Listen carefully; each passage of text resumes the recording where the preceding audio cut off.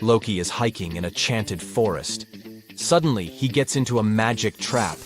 A wicked wizard, whose name is Olaf, offers him a deal. I'll set you free if you manage to crack all my riddles. First of all, organize these objects in order of invention. Olaf shows Loki a wheel, a lighter, a vase, a bow, and a light bulb. Can you help him put them into the correct positions?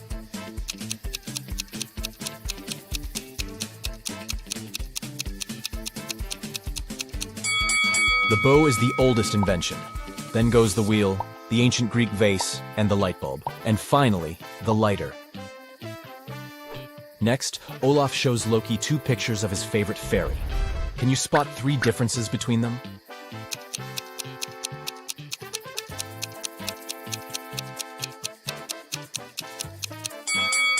Here they are. The next task for Loki is to guess a word. Even when it passes in front of the sun, it doesn't cast a shadow. What is it?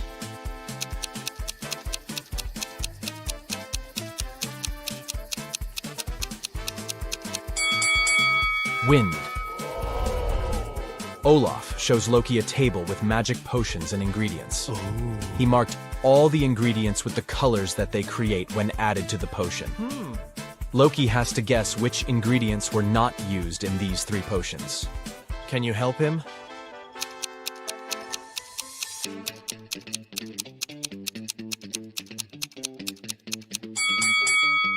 We need red and yellow for the orange potion. For the blue one, dark blue and white. And for the dark green potion, we need green and black. So the extra ingredient is the pink one. Yeah! Loki cracks the riddle, and Olaf asks the next question. What stones will you never find in a river? Do you have any clue?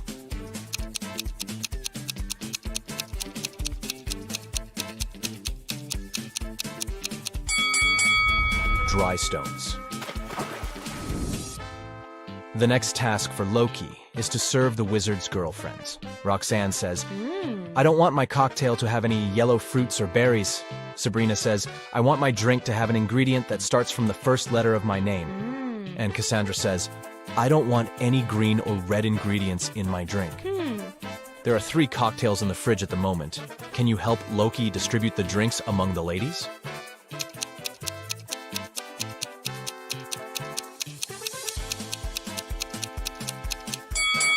The second cocktail is yellow, so it doesn't have anything red or green. It's for Roxanne. The first one is for Sabrina, because it has strawberries. And the third drink is a blueberry milkshake, so it fits Roxanne's order. Oh, yeah. Olaf is satisfied with Loki's intelligence, and he offers him a job. Yeah! Loki agrees and becomes the wizard's assistant. Yeah! His first task is to clean the kitchen. Okay. Meanwhile, Olaf goes into the woods to collect some herbs. He comes across a toxic swamp and immediately gets sick. He needs a special potion. So Olaf sends Loki a letter with his crow. I need your help. Here are several recipes. Don't go anywhere. Prepare 1 potion and send it to me with the crow. Which potion should Loki make? Can you help him?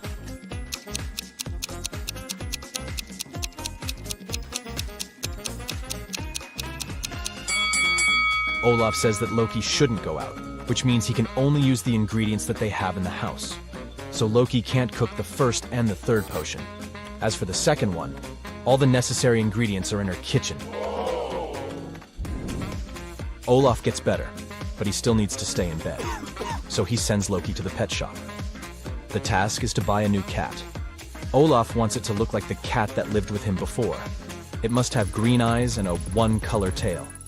Also, it shouldn't have any black wool, and it shouldn't be tabby. Can you help Loki find the right cat for Olaf?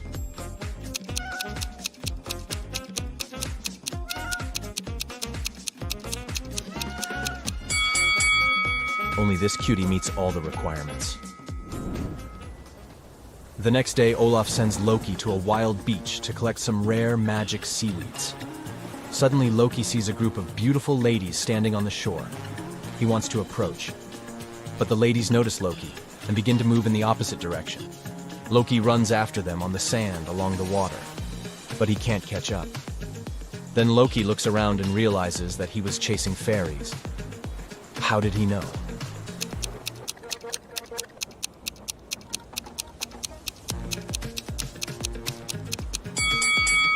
Loki ran after those ladies on the sand, but he can only see his own footprints. The fairies were flying.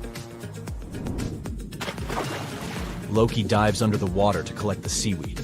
He sees a little mermaid there. Then he floats to the surface and dives again.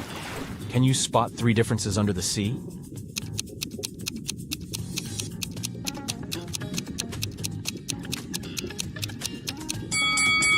Here they are. Olaf's daughter, Salma, is a talented young witch. She likes getting into trouble.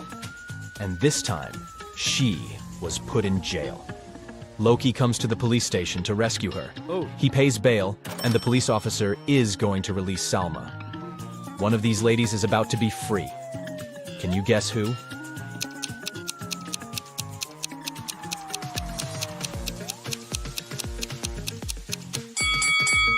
Take a closer look at the photo in his hand.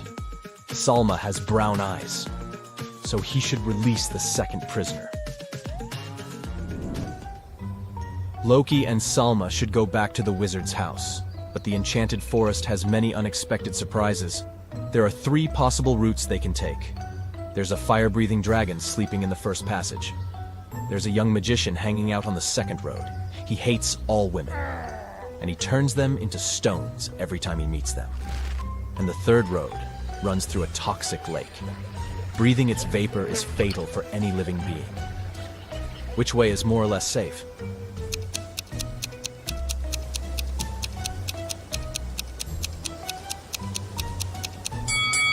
The guys can take the second route. Salma isn't just a woman, she's a witch, so she can deflect the black magic. The guys keep on walking and see an amusement park. The owner is very upset. Someone has stolen many tickets from the register. Loki offers to investigate this case. First of all, he looks through the footage. He's sure that the thief is still in the park. He questions 3 suspects. Billy says, "I rode the carousel and I got very sick, so I wouldn't ride anything else, even for free." Miles says, "I'm celebrating my 17th birthday today. My friends and I rode the roller coaster 3 times, and now it's time to go home." And Jessica says, "I only visit the Ferris wheel. It's my favorite."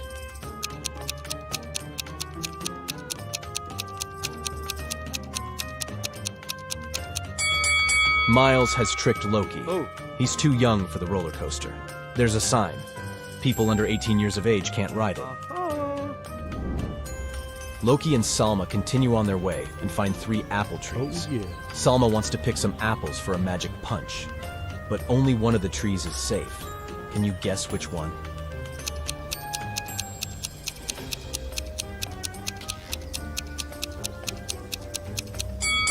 All the footsteps are leading to the first tree, but not a single animal walked away from it, so it probably has some hidden danger.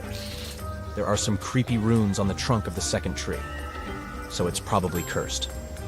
Therefore, they should choose the third tree. The guys are picking the apples and putting them in Salma's hat, and suddenly they meet someone very curious. Crack this rebus if you want to know who.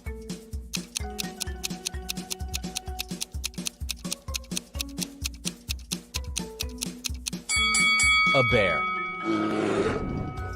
The guys run away from the bear and hide in a cave. Luckily, Salma managed to collect 14 apples before the escape, because they met 7 hungry gnomes inside the cave. They demand payment for the shelter.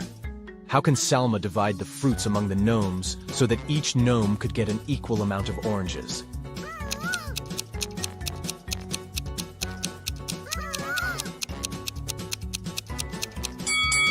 It's impossible because Salma doesn't have any oranges, only apples. Finally, Loki and Salma return to Olaf's house. Loki takes a look at the porch and says, "Wait a minute, something has changed since I last saw this porch. Look, I have a picture. Can you spot all the changes?"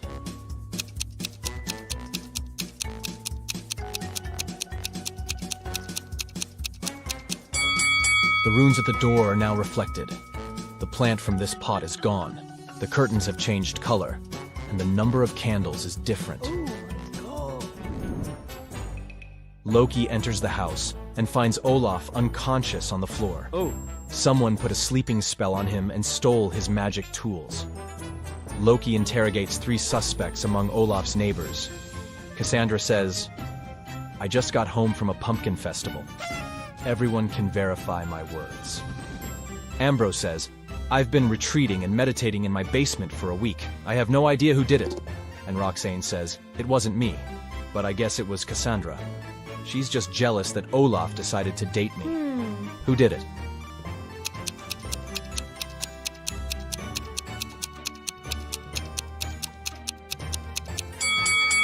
Take a closer look at the witch's cauldron in Ambrose's house.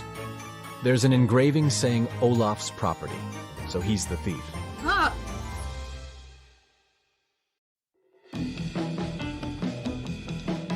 Anna and Barbara are cleaners at a fancy hotel. The hotel manager received a call saying that one of them had stolen precious jewelry from one of the clients. Now, look at the image. Can you figure out who did it?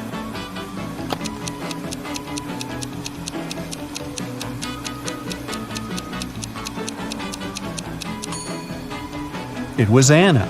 If you look closely, there's a shiny diamond inside that cleaning bucket. Uh-oh.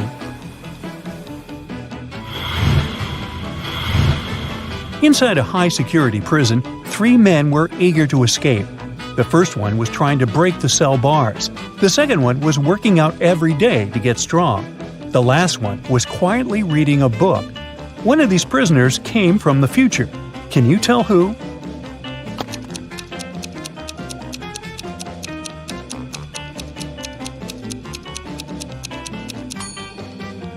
It's the one reading the book. He knows none of the other prisoners are going to make it.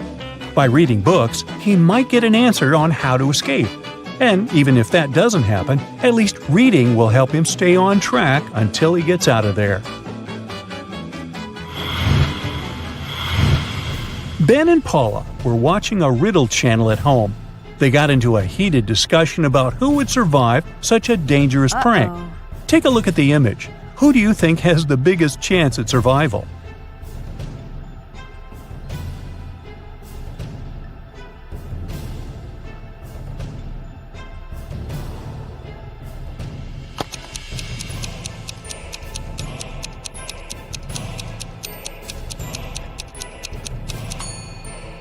It's the lady with the snakes. I know that sounds dangerous, but the snakes are small and not poisonous. Dan enrolled in a photography class. For his latest assignment, he needed to take a landscape picture and present it to the class. But Dan didn't have time to do the assignment, so he decided to Photoshop an image and show it in class.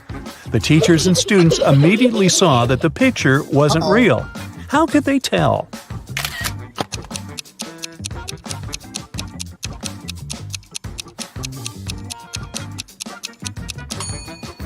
Well, because the image has 2 suns. That's not natural. At least not on planet Earth. Maybe Tatooine. Otto decided to take a chance on online dating. After a few days, he started talking to Mandy. They got along pretty well and decided to meet in person. They agreed to meet in Mandy's favorite cafe.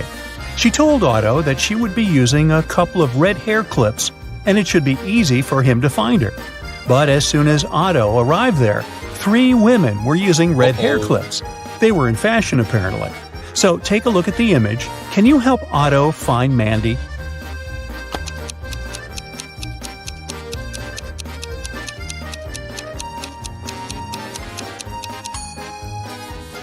Let's see.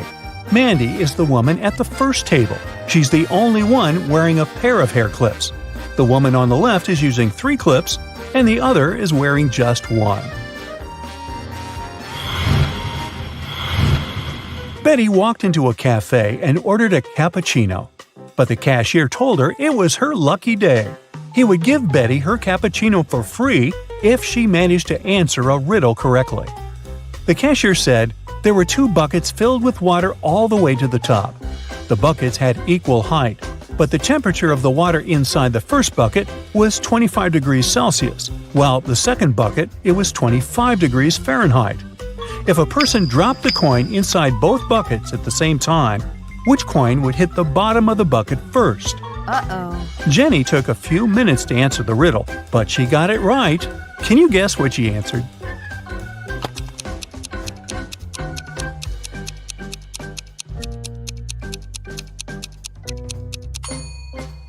She said it would hit the bottom of the first bucket first. It had to do with the state of the water in each bucket. At 25 degrees Celsius, the water is liquid, while at 25 degrees Fahrenheit, it turns to ice. Amy lives in a cozy townhouse with 3 roommates, Jill, Alice, and Nora. Take a look at these 4 bedrooms. Can you tell which one belongs to Amy?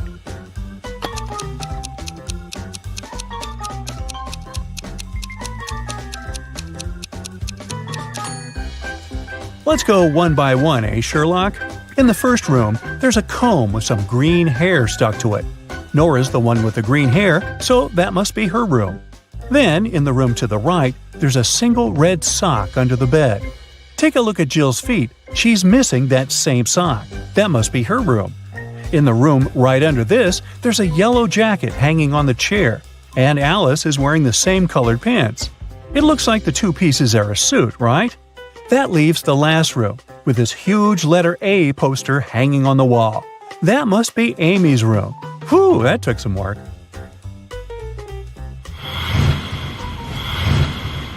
Annie was locked inside a room with 4 doors.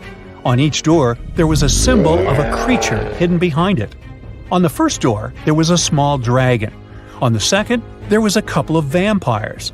On the third door, there was a mummy. And on the last door, there was a werewolf. One of the doors would open in 1 minute, but Annie didn't know which one.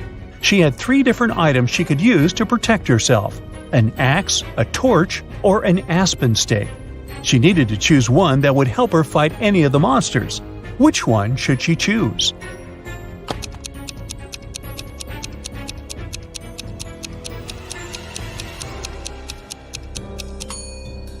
Her best option would be to choose the torch. The torch's fire can scare off any of the creatures and protect Annie. Olivia was running a marathon. Right before the finish line, she did her best and outran the person who was running in second place. The woman was happy and excited that she was going to win, but in a few seconds, she was very disappointed. Why?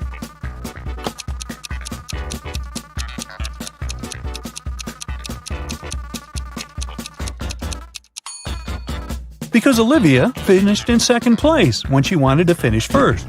This is what happened. She was fast enough to outrun the person who was going to win second place, but she wasn't fast enough to outrun the person who finished first. But hey, it's a good result anyway. Cheryl ran into her house extremely worried. She told the police officer she took off as soon as she heard the news. She was at her parents' house in another town and wanted to know what had happened to her husband while she was away. The officer said that someone had hurt Mr. Brown and that he ended up in the hospital. He said Mr. Brown was going to be okay, but he still needed to find out who had done this to him. The police officer had questioned 3 suspects so far. Mr. Brown's secretary said that she was sent to visit Mr. Brown's business partner in the morning because important documents needed to be signed. The house cook said he hadn't left the kitchen the entire day, since Mr. Brown had asked him to prepare a meal for him and his wife. And the housekeeper said that she hadn't heard anything. She spent the day doing chores. The officer realized who the culprit was in no time. Can you figure out who did it too?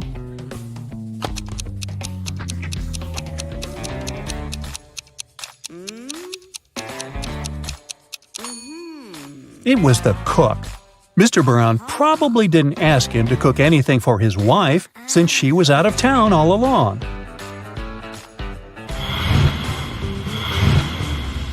These are Julia and Maria. They are both very attractive young women who have no trouble finding boyfriends. Today is Valentine's Day, and they're both going out with their loved ones. One of them is currently dating 3 people, though, so she's probably going to run from date to date. Just by looking at this image, can you tell which one it is?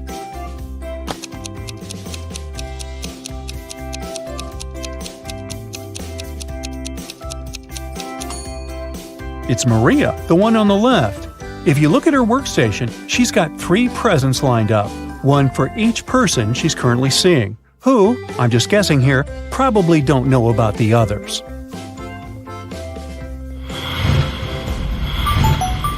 Police officer Dave received a call late one night. A famous chemist went missing from his lab. After searching the lab thoroughly, Dave found a note with random numbers scribbled on it. The note read 26 3 58, 28 27 57 6. It took Dave a while to figure out the hidden message. The clue was on the periodic table. Can you figure it out?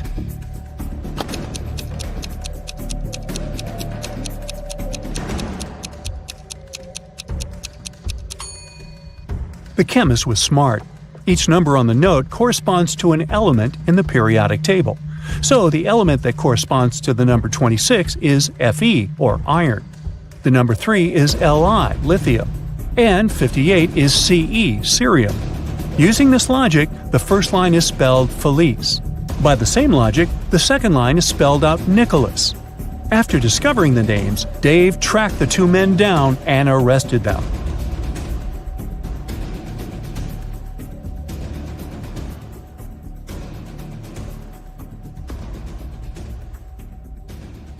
Hey, my dear detective, are you ready for a nice brain workout?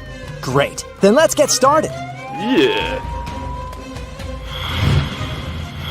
William decided to go on vacation for a month. He went to a bank and asked for a loan of $500. The bank officer told the guy that the loan could only be approved if he mortgaged some valuables at the bank.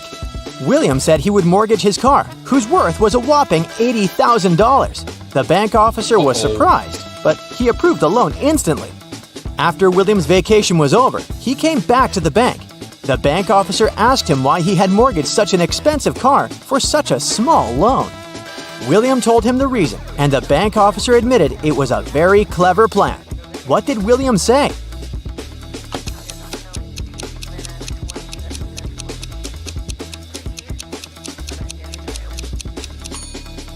The guy said that he mortgaged his car to keep his expensive vehicle safe while he was away. Plus, he saved a lot of money on parking.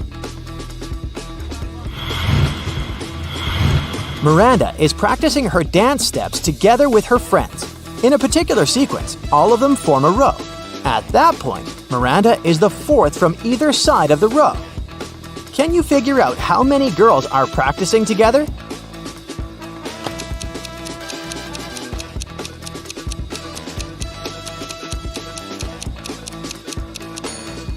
In total, there are 7 girls. Miranda is the 4th from either end of the row, which means there are 3 girls on one of her sides and 3 on the other. Ethan and his girlfriend took a flight to New York and reached their destination in 2.5 hours. After spending some quality time together, they flew back home. Surprisingly, this time it took them 150 minutes, even though the plane flew at the same speed. How is it possible?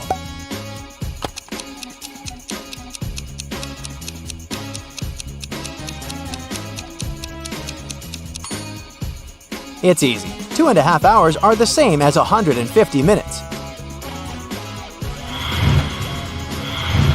Look at this matchstick arrangement. Do you see a donkey-shaped figure?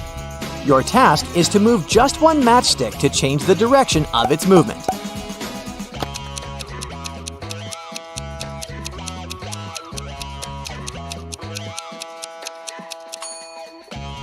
That's how you can do it. 4 men can build 4 tables in 4 hours. In this case, how many tables will 8 men build in 8 hours?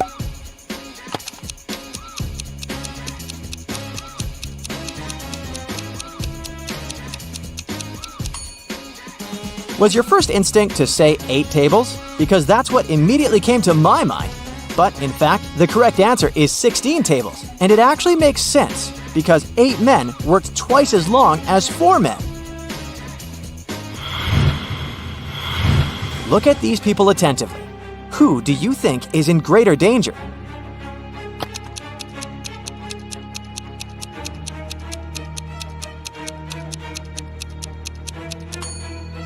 The lion won't necessarily attack the man, of course, if he doesn't provoke the animal.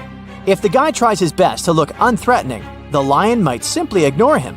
But the snake can easily tighten its grip, which can end very badly for this woman. Mark came to visit his friends in Chicago. While they were having dinner, they told the guy about a mysterious building in their city. It had a very bad reputation. People said that those who once entered it never came back. Despite his friends' warnings, Mark decided to explore the building. The place looked creepy, and soon the guy realized he was lost. Whatever he did, he couldn't spot the exit. Suddenly, he found himself in a large room. There were 4 doors in this room. Behind the first door, there was a mummy. Behind the second door, a vampire was hiding. The third door led to a den of a hungry wolf. And behind the fourth door, there was a ghost. Which door should Mark opt for to get out of the house unscathed?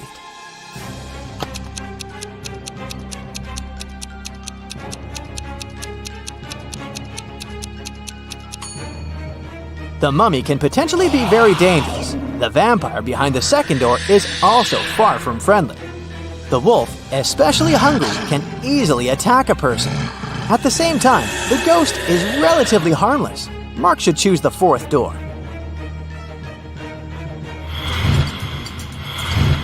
Now, look at this image. Can you figure out which man is the girl's husband?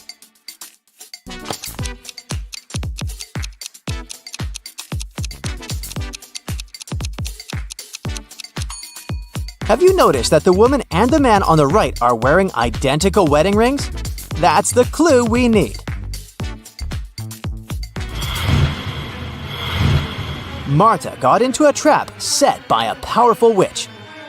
The girl got locked in a jail cell, and the only thing that could help her escape was a special magic elixir. Marta found 3 jars. The liquid from the first one could turn her into a superwoman. The second jar contained the liquid that turned people into zombies, and if Marta drank the elixir from the third jar, she would turn into a vampire. The effect of each elixir could last for half an hour. Which of them should Marta drink?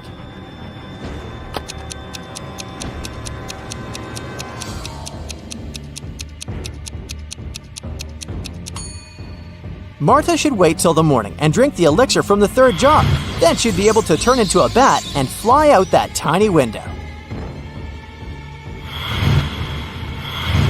Can you figure out which of these women is alive?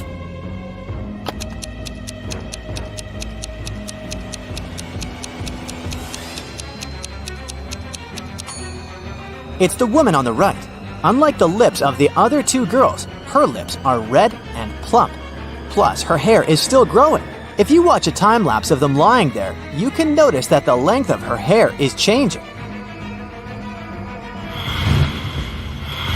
Poor people have it, but rich people need it. If you eat it, you won't survive. What is it?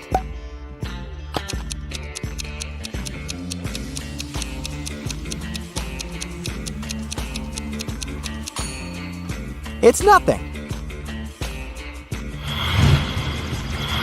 Now this next riddle is kind of funny. To solve it, you need to think outside the box. Why are all the rivers in the world rich?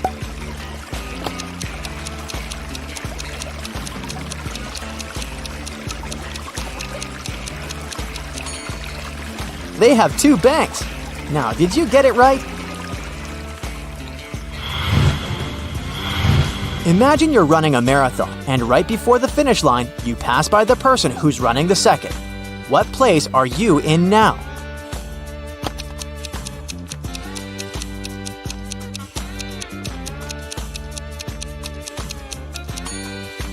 You're still in second place. You've been faster than the person in second place, but not first.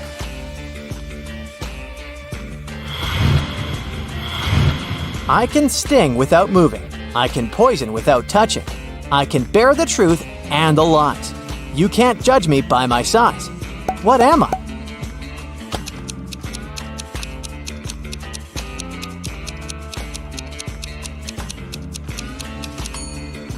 A word. You measure its life in hours and minutes, and it serves you by expiring. It's quick when it's thin and slow when it's fat. Its biggest enemy is the wind. The longer it lives, the smaller it becomes. What is it?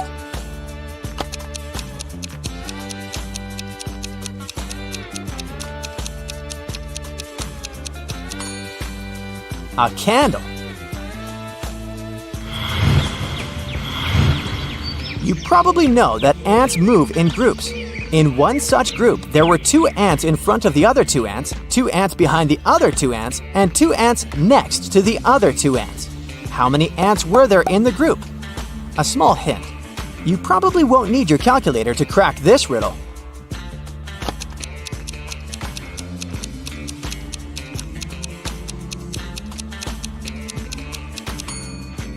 Even if it may seem there were a lot of ants in the group, in reality, there were just 4. They simply stood in a square formation. Did you get it right? There are some flowers growing in the field and some bees flying over them. How many flowers and bees are there if both of the following statements are true? If all the bees land on all the flowers, 1 bee for a flower, 1 bee won't get a flower. If every 2 bees decide to share a flower, 1 flower will be left without a bee. How fast will you be able to find the answer?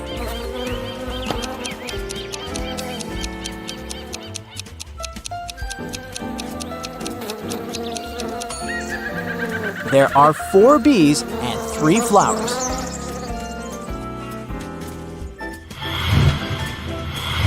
Once, Mrs. Smith, Peter, Paul, and Patrick's mom heard a loud sound of shattering glass coming from the living room. She ran into the room and saw that her favorite vase was broken. She also spotted a football. She asked her sons what had happened, and each of them told her his own version of the accident. Peter said that Paul hadn't kicked the ball. He added that he knew for sure that Patrick had done this. Paul said that Patrick wasn't guilty. He also added that he hadn't finished his homework. And Patrick said that Paul had broken the vase, and he knew that for sure because Peter didn't play football at home.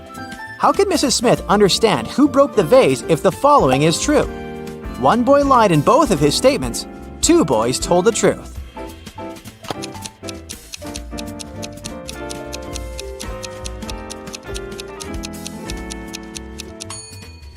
Now, have you noticed that only one of Paul's statements is related to the accident?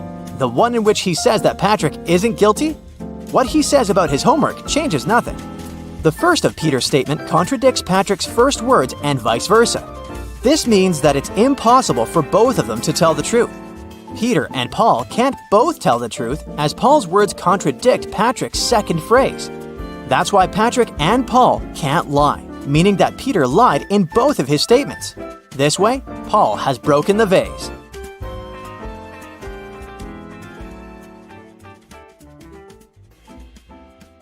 The town's modern art museum has just been robbed. A priceless painting from top-notch artist Floyd B. has gone missing overnight. The museum's manager called Detective Pressfield to help. As soon as he arrived at the museum, he asked to see the security footage of the previous night. He identified 3 suspicious individuals staring at the painting for longer than usual. The first person, wearing a blue jacket, entered through the museum's front entrance. The security camera caught her staring at the painting from several angles, like she was measuring it. The second person, wearing a red hat, left the museum through the side exit, which is pretty suspicious. And the last person, who was wearing a black face mask, spent a long time looking at the museum's ceiling, trying to identify where the security cameras were located. Take a look at the footage. Can you guess who's the most likely thief?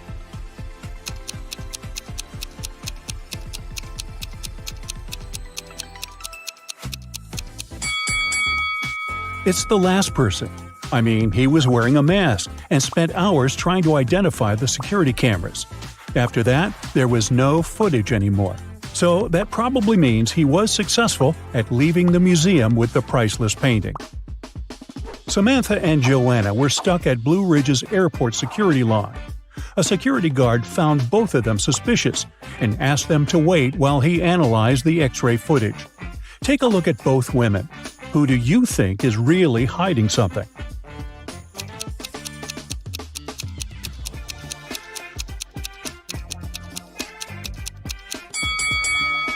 Well, Samantha has a suspicious face, but she probably just wants to go to the bathroom or something. Now, Joanna is definitely hiding something under her skirt. If she had really been pregnant, she would have used the preferential line. And look how much she's sweating. She's probably nervous she'll get caught. Detective Sharon's office was called to investigate a series of mysterious break-ins happening in a fancy neighborhood. At each crime scene, the robber would leave the word "closer" sprayed in graffiti on a nearby wall. The first place to be robbed was Mrs. Moore's cafe. Then the criminal's next target was the town's library. After a week, the thief had left his mark in a fancy office building, a supermarket, and a restaurant. It took Detective Sharon a while, but she soon understood there was a pattern to the break-ins, and she was even able to predict what the next break-in would be.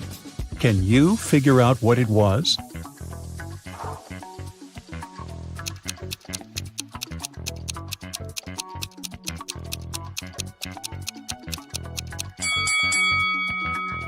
The thief was pretty clever for sure. The first letter of each of the locations the thief entered spelled out the word "closer." Since the last location to be robbed was a restaurant, the next place would start with C, restarting the cycle. Most likely, the neighborhood's community center. In the East Valley, there's a beautiful old kingdom known as Piatra. One of the town's most precious symbols is a valuable jewel that is always displayed during the city's festivities. This year, during the last celebration, something tragic happened. The town's jewel went missing. The king was devastated and mad that such an ancient artifact had been stolen. He soon called the kingdom's official investigator to help figure out who had possibly stolen the jewel. The culprit would have to be proclaimed responsible for their theft in front of the entire kingdom. There were many people at the festivity, but the investigator narrowed the suspects down to 4 people. Amelia said she saw something strange after the bard's presentation. She saw that Benjamin had picked up the jewel and handed it to Carol. But Ben said he didn't go anywhere near the jewel because he had been working on one of the stalls during the fair. Carol said she did go near the jewel, but she had only admired it from up close. And Daniel said that he could swear seeing Carol carrying the jewel, but he didn't see her take it. Based on the testimonies, the investigator had no trouble figuring out who the culprit was. Can you figure it out as well?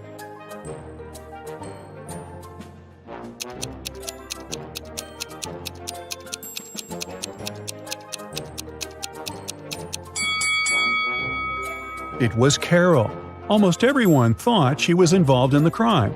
And plus, if you zoom in on her bag, you'll see something pointing. Sure looks like a jewel, doesn't it? The town's only DVD rental shop suffered a robbery last night. The store's owner called the police station to report the crime. The detective almost couldn't believe what he was hearing. After all, why would someone steal a DVD when there are so many streaming channels nowadays? The detective asked to see the footage from the security camera and identified 3 main suspects. Sarah was a middle-aged woman. She said she still owned a DVD player and preferred to watch movies the old way, so she regularly rented from the store. Alex was a recently retired movie director, and one of his favorite pastimes was going to the store. He said he hadn't noticed anything strange the day before, except for a random teenager that walked inside. David was in his teens, and he spent hours in the shop by himself. He said he was doing research for school, but swears he didn't take anything. Can you tell who did it?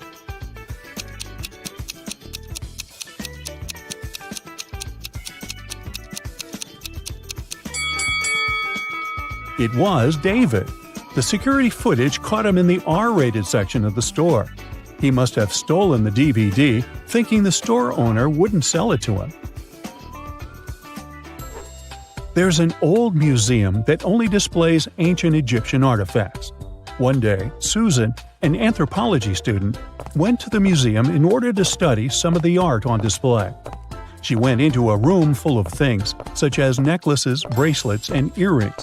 She photographed every detail she thought was important for her research, when something caught her eye. Take a look at the image. Can you figure out what it was?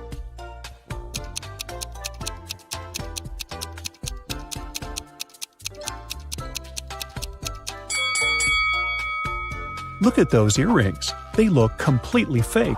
Plus, they have a tiny price tag attached to them. The original earrings were definitely missing. Susan reported the crime to the museum's manager. The manager immediately informed the museum security and opened an investigation. Susan was on the initial suspect list, but after checking the museum's security footage, she was let go. Museum security identified 3 main suspects: one of the museum's guards, one of the students from the museum's archaeology school, and a visitor. The visitor said he had only popped in for a quick visit. He said he had seen the earrings, but they looked pretty original to him. The security guard said he hadn't seen anything strange going the last few days. Everything was as it should be. And the students said they had studied the earring in a class, but they never got the chance to see it before it was stolen. Soon enough, museum security found the culprit. Can you tell who it was?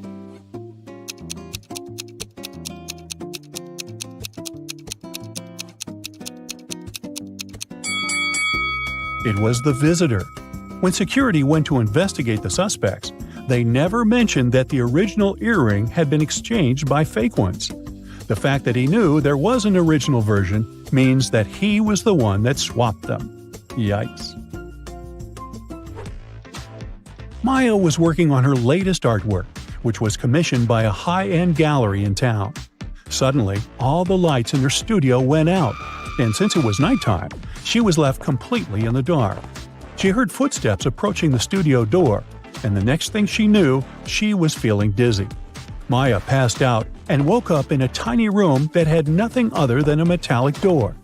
She tried to open the door, but it was locked. That's when she noticed that beside the door, there was a little device where a red sign appeared asking for a password. Below the device, there was a piece of paper with the following hint: 1, 2, 3, 4, 5, 6, 7, 8. It took a while for her to understand what this meant. She read the note aloud several times before she finally figured out what the password was.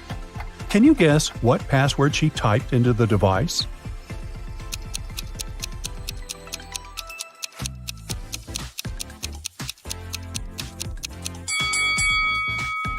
Here's how it works.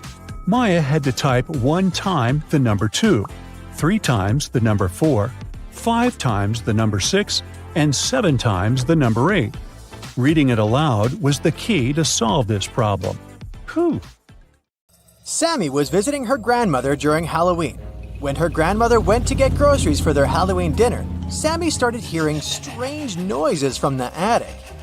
He got curious and wanted to find out what was making them, so he climbed there. He noticed that a big wooden box was glowing.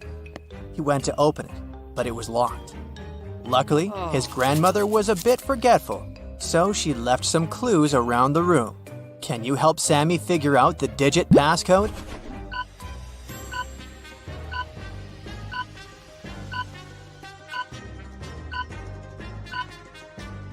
Take a look at these books stacked next to the box. Did you notice that these 4 books have numbers instead of titles on their covers? Those must be the numbers he needs to open the box. So the passcode is 4203. After Sammy opened the box, he started hearing the whispers again. They were coming from the strange book that was in the box. The book was saying, "Open me, but to do that you need to answer the riddle on my cover. In the sun, I dance and play, but in the dark, I fade away. I'm not alive, yet always near. What am I? Can you tell me, dear?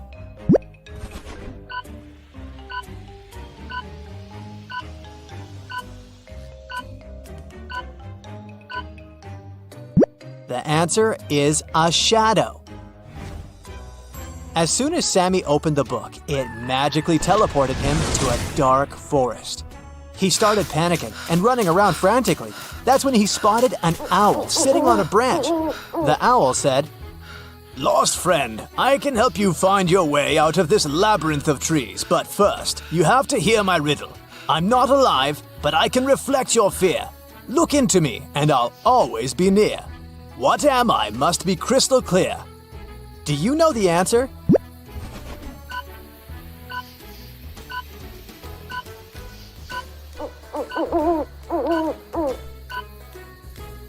It's a mirror. The owl guided Sammy to a wizard's cottage. Then, Sammy explained his situation to the wizard and convinced him to help. There was only one spell that could send Sammy back to his world, and it was in a magic book that was stolen from an evil witch. So, the book was not revealing its secrets to the wizard.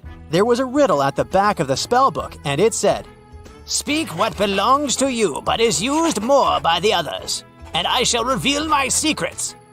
Do you know what that is?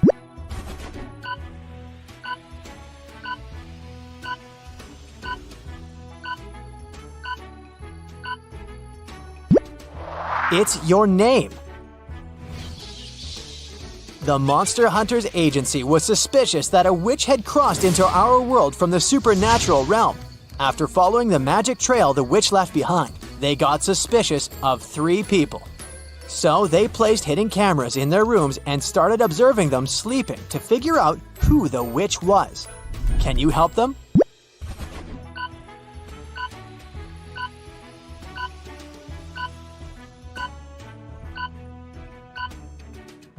Okay, each of these people has something in their rooms that indicates they might be a witch. But take a look at the broom inside the First Lady's bed. But first of all, it's made of plastic.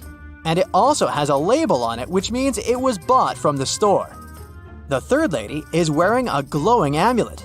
I admit it looks mysterious, but it's just a toy. So the witch is the lady with the pointed hat peeking out from underneath her pillow. And if that doesn't convince you, her black cat sleeping on the other side of the bed will.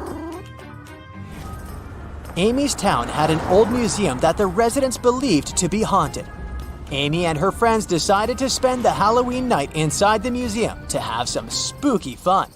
When the clock struck midnight, all the portraits hanging on the museum walls came to life. Then a portrait of a lady started screaming for some help. She told Amy that the former employees dared to make a fake version of her portrait, and she wanted Amy to destroy it. But once Amy saw the fake portrait, she spotted 3 differences from the original and assured the lady that it couldn't hold a candle to the original. Can you spot them too?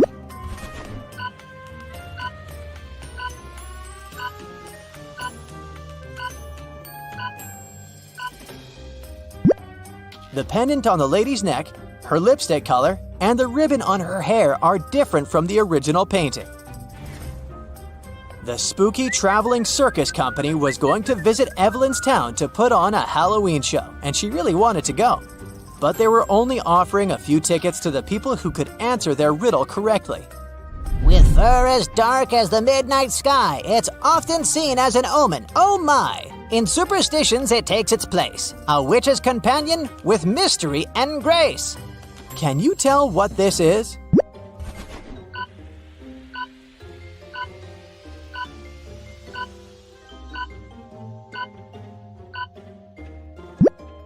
The answer is a black cat. The circus company required all the audience members to come to the show dressed in costumes. So Evelyn headed to the shopping mall to get herself a costume. She found 3 options to choose from: a witch costume, a mermaid costume, and a Victorian-era vampire costume. Which one should she pick?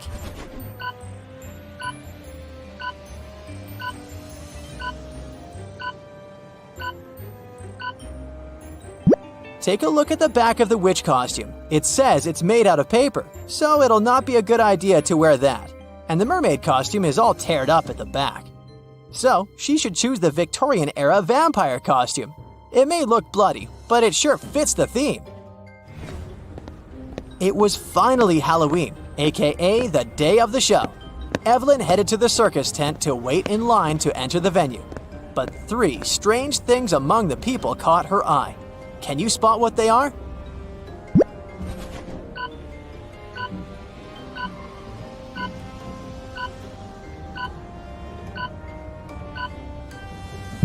Look at this guy waiting in the line. His feet are not touching the ground. He's floating.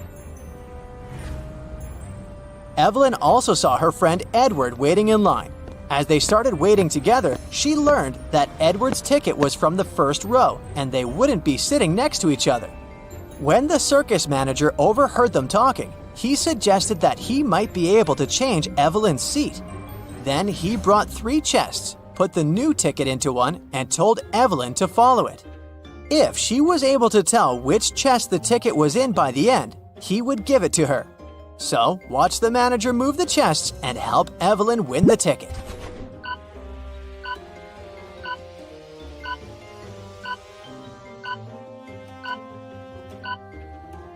The ticket is in this one. Before the show started, Evelyn and Edward went to the cafeteria to grab some snacks. Take a look at these 3 options. Which one should they get?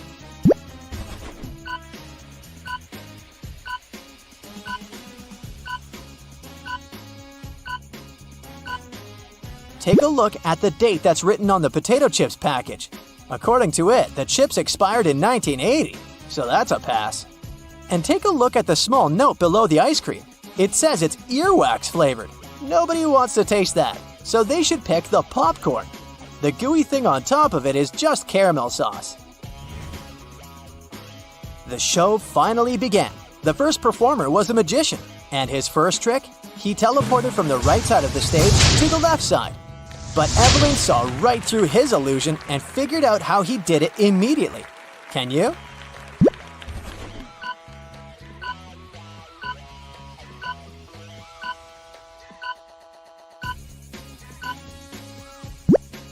Look behind this curtain.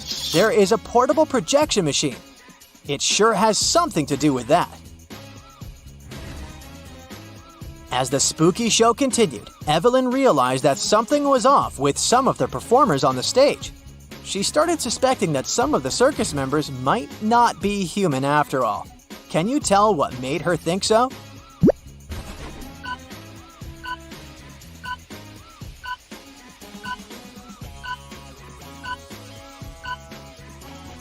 Take a look at the singer first. She has gills at the sides of her neck. Secondly, did you notice the yellow, long, sharp nails of the juggler? And lastly, the rope walker has a tail at the back. Once the show was finally over, the circus manager came to the stage and said, "Ladies and gentlemen, we've been lying to you. You see, we're actually creatures of the underworld and we came here to steal your souls. All the exits in our tent are magically sealed, so you can't escape. Only those who know our riddle correctly will be freed. I have a mouth, but I can't speak. I run, but I can't walk. What am I?" Can you help everyone escape?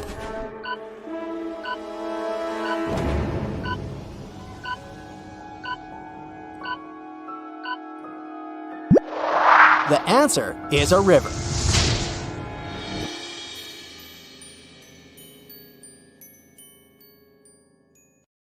It's Lily's birthday, and Leah offered to treat her to a spa day. They arrived at the marvelous Pink Lotus Boutique Spa for their day of treatment and were sent to different rooms. One of the women received a text on their phone saying, "Be careful. Take a look at the image. Can you tell which friend is in danger?"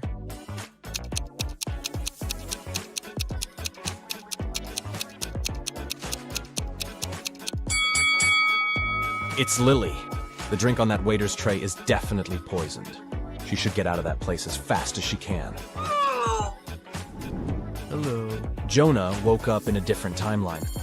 Normally, he was a straight A student, but in this reality, he was a pretty bad student.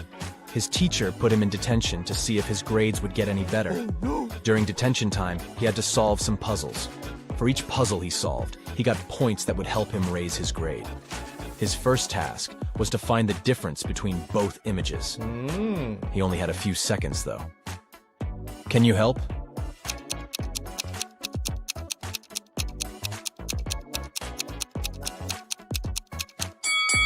Yep, that one on the right didn't have the scribble on the paper. For his next detention challenge, Jonah had to spot the difference between these two rabbits riding a motorcycle. Don't ask too many questions, just help him out.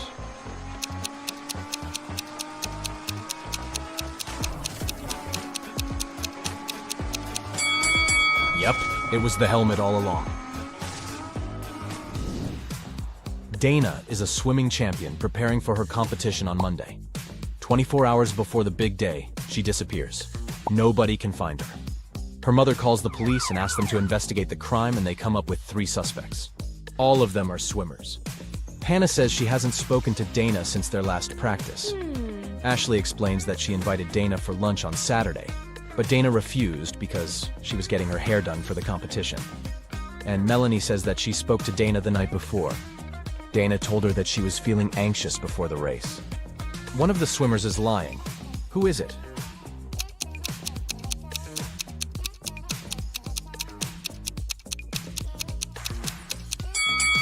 I mean, it's definitely Ashley. It doesn't make sense for a swimmer to get her hair done before a swimming match. It will get wet anyways. Daniel is a sailor on a large cruise ship. One day the captain asked him to go to the ship's lowest deck and get some supplies. But as the man was walking down the ladder, it broke and he fell down. Try as he might, he couldn't get out. And oh no! The situation was worse than he thought. There was a hole on the ship's hulk, and water was starting to fill the lower decks. Take a look around. Is there anything Daniel can do to save himself?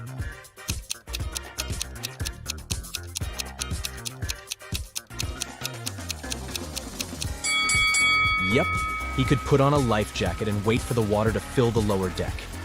He will simply float upwards, and then he can climb up those stairs again. I mean, if that ship doesn't go all Titanic, right? Yeah. Amelie was exploring her grandmother's closet when she came across something spectacular. A time machine. She set the date back to the 16th century and pressed go. She spent the day exploring a local market, but people kept looking at her differently. One man came up to her and said he knew she was a time traveler. He locked her in his basement and said he was going to look for where she hid the time machine. Amelie was so frustrated she got caught and was afraid she might never go back to her real life. That's when she saw that the basement had an old piano. Do you have any clue how Amelie can use that piano to escape?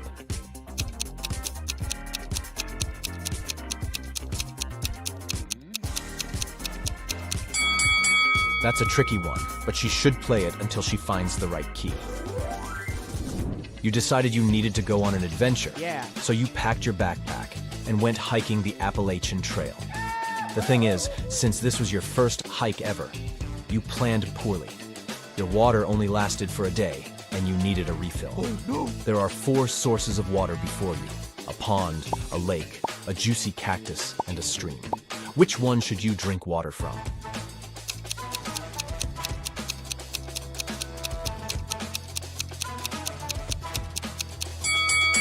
Most cacti are toxic, so you should keep away from them. The waters from the pond and the lake are stagnant water, so this means they could be filled with stuff that isn't good for you. So that leaves the stream water. Way to go, you. Oh, yeah. It's getting rather late, and you realize you're lost in the middle of the forest. Your phone's GPS is not working, and you're standing at a fork in the road. You can choose between 4 roads leading north, south, west, or east. The path that heads north will lead you to a black hole. The road that leads south goes through a lake full of huge whale sharks. The one that leads east passes through a crater-sized hole. And the one that leads west will take you to a sky-high mountain that is impossible to climb over. Which way will you choose?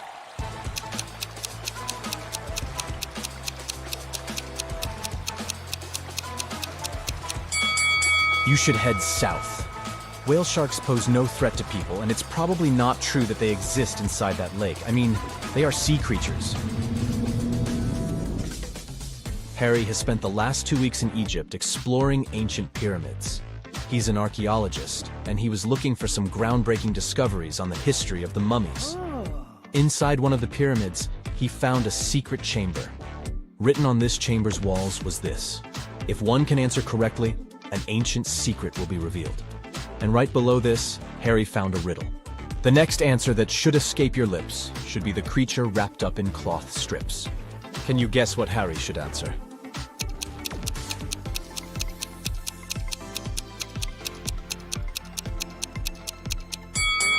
Mummy! He should simply say the word mummy. Tom escaped from prison by digging a long tunnel in the floor of his cell. He had been crawling through the underground tunnel for 3 hours when he saw that the main tunnel was divided into 3 smaller ones. The first tunnel was on fire.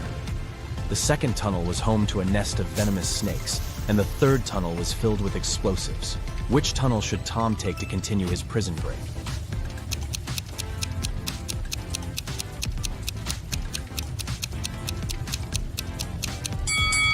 He should choose the tunnel with fire. He can put the fire out with the dust from the ground and make his way to freedom. Yeah! Sierra wanted to go to her favorite band's concert, but she didn't have enough money to buy the tickets. Her local radio station was putting on a contest, and the winner would get tickets to the show. All she had to do was answer their riddle correctly.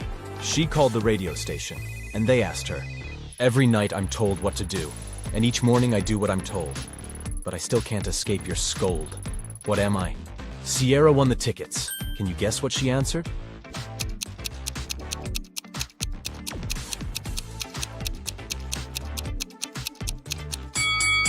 The correct answer is an alarm clock.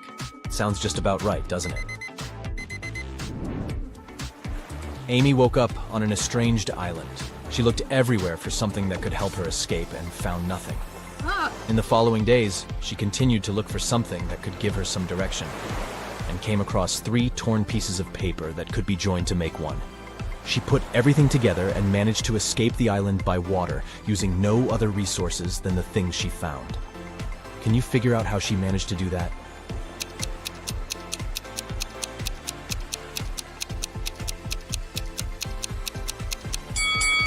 This one is tricky. Nothing was the name of the boat she found abandoned on the island. Then she found torn pieces of paper that together made up a map. The map helped to guide her to the nearest inhabited island, and the boat helped her get out by water. Yes! Mirabelle walked into her father's deli and asked for a sandwich to go.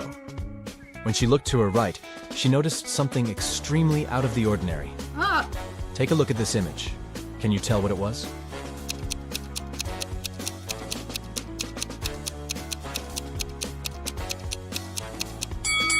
A turtle is hiding under the counter. This sure isn't normal.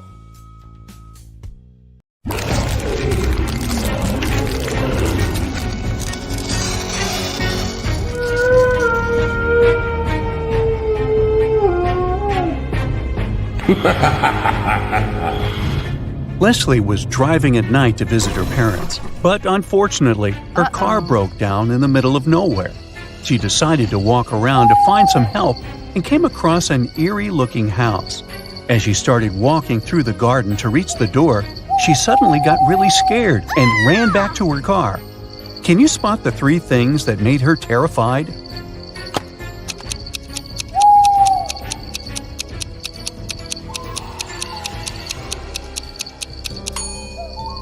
Look at the statue at the center of the fountain.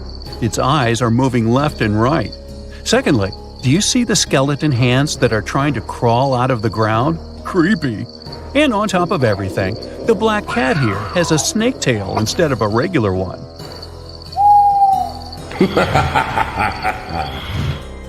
Mrs. Blair thought, what better way to scare her students than with a pop quiz on Halloween? But she decided to pay extra attention during the exam because everybody would be coming to school dressed in costumes, and that would make it easier for them to cheat. And she was right, because one of them was indeed trying to cheat. Can you tell who?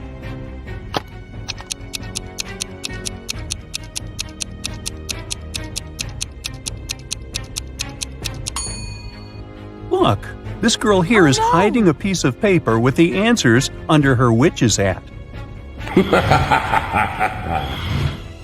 On Halloween night, Amanda was playing Truth or Dare with her friends. When it was her turn, they challenged her to enter the old mansion, which not a single soul in town dared to enter before. She accepted the challenge and went inside. But suddenly, the door behind her closed on its own and got locked. Then a skeleton butler greeted her and said, "You're not welcome here, but you can leave if you know my riddle. In the darkest night, I come to life. My eerie gaze causes no strife. What am I that lights the way when monsters and goblins come out to play?" Can you help Amanda?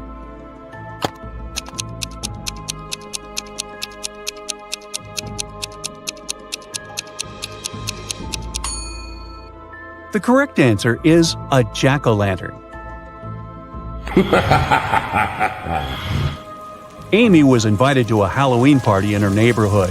When she arrived at the house, she noticed three people in costumes who were chilling in the hot pool. But one of them was not a real human being. Can you tell who?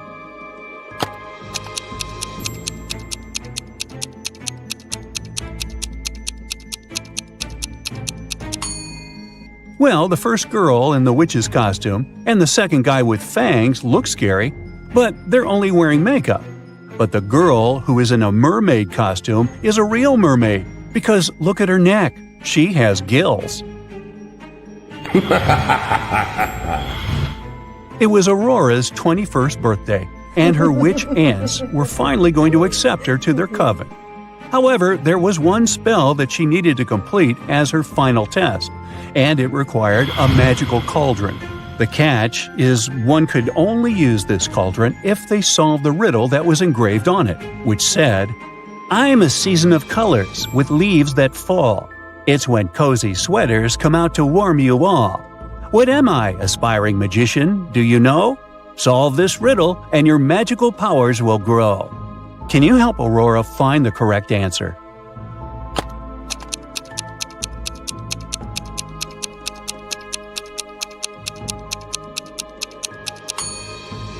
The answer you're looking for is the season of autumn. Take a look at these two women who are preparing the dinner tables for their Halloween party, but one of them has nefarious intentions. Can you tell who is the dangerous one?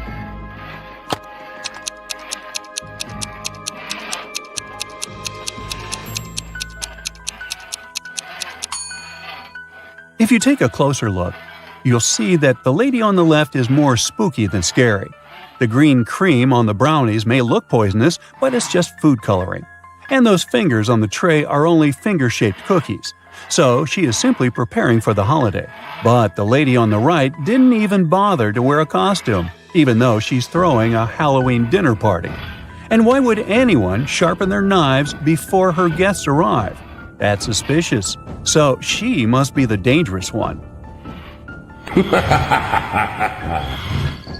The young witch, Elaine, who lived in a deep enchanted forest, was invited to her coven's Halloween gathering. Unfortunately, her broom was broken, and the only other way she could get to her destination was through drinking the teleportation potion. However, she had never cast it before, and the three main ingredients for it were hidden with a riddle in her spell book.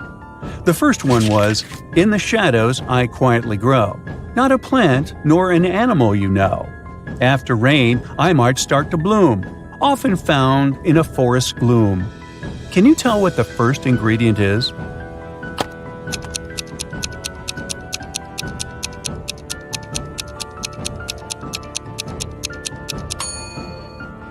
It's a mushroom. The riddle for the second ingredient went, "I'm as light as air, soft to the touch. Upon a bird's back, I don't weigh much. I help a creature soar high and free, yet I fall to the ground for all to see. What am I?" Do you know the answer?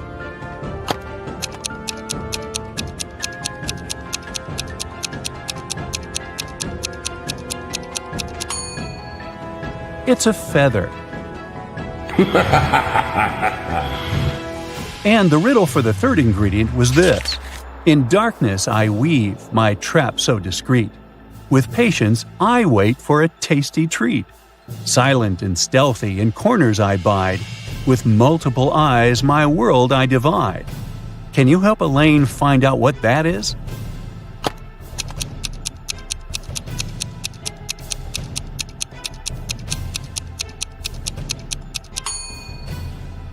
The answer is a spider.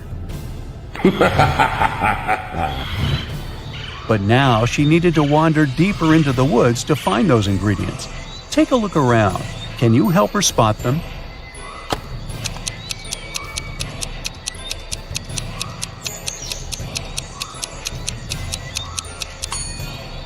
There's the mushroom under these flowers. The bird's feather is here, hidden behind the flowers. And the spider is climbing up this tree. One famous club in the city was organizing a Halloween party, and Jenny and her friends were going to go. Inside, there were 2 different counters from where they could get their drinks. But one of these bartenders is dangerous. Can you tell which one?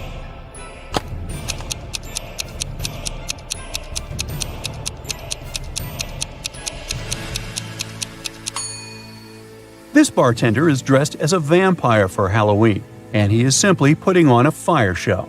On the other hand, the bartender who is polishing the glasses has a bottle of poison here among the bottles, so the girl should avoid him at all costs. James was attending a Halloween dinner party. He wanted to have something to eat, so he headed to the open buffet.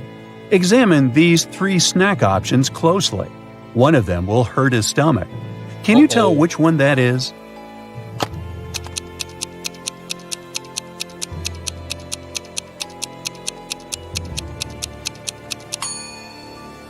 The first cupcakes might look like they're dripped in blood, but it's just cherry-flavored glaze. And these worms on the pudding cups are just worm gummies. But look at this candy apple. It's glowing like fluorescence. That looks toxic. Monsters from all around the world were going to meet at their annual Halloween celebration. But the word was out that a human heard about it and was planning to crash their party. So they placed a monster security at the entrance of the venue. The security was suspicious of these 3 creatures. Can you help him figure out which one of them is actually a human?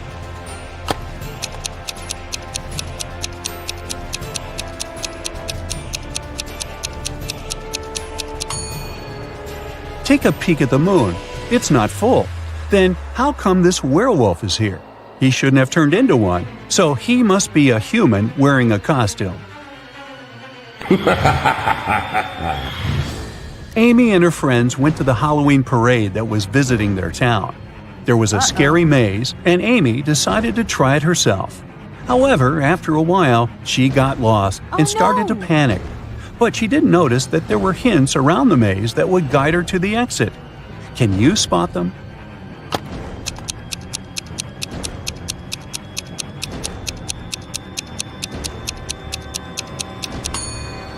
Look at these bricks on the maze walls here. They're in the shape of arrows. So she can just follow them and leave. Aaron got dressed as a pirate for Halloween. On his way to his friends, he saw a glowing box on the side of the road. He got curious and went to check it out. He discovered that it was a treasure box. He tried to open it, but it was locked, and there was a riddle on it.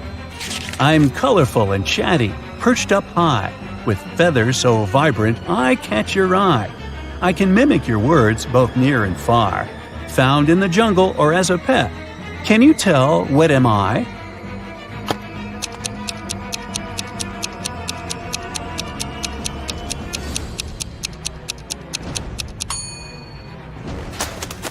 It's a parrot.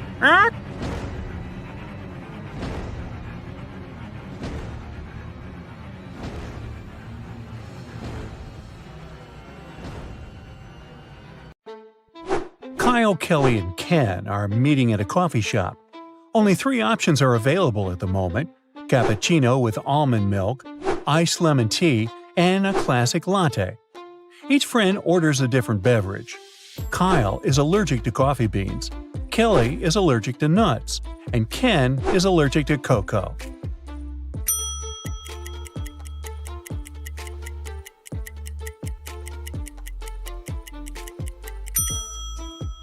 Kyle must be allergic to both latte and cappuccino, so he ordered the tea option. Kelly ordered a latte because she can't drink almond milk, and Ken took the cappuccino. Kyle offers to pay for his friend's beverages if they crack his riddle. When do we look at 1 and say 5?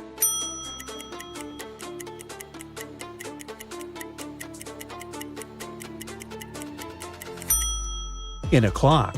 When the minute hand points to 1, it means 5. Kelly tells her friends about the recent college exam. Each correct answer could win her 10 points, and each wrong answer could take away 5 points from her score. Kelly answered all the 20 questions which were given in the test. The next day got the results, and it turned out that her total score was 125 points. How many wrong answers did Kelly give?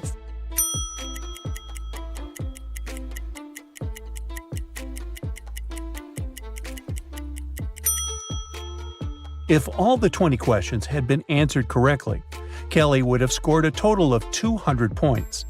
Since she only got 125 points, she lost 75 points. Now what she has to do is subtract 15 points from 200 for every wrong answer. This is because Kelly has to deduct 10 points for not scoring on that question and 5 points for answering it wrong. Therefore, Kelly answered 5 questions wrong. Ken tells Kelly and Kyle a funny story. He was going on vacation for a month, but before that, Ken went to a bank and asked for a $500 trip loan. The bank officer told Ken, "Your loan can only be approved if you leave some valuable pledge at the bank." Ken left his only car, the worth of which totals $80,000. The bank officer laughed at Ken and approved the trip loan right away. After vacation, when Ken returned, the bank officer asked him, "Are you silly? Why did you leave such an expensive car for such a small and short loan?" Ken replied, and after that, the bank officer realized that Ken wasn't silly. What did Ken reply?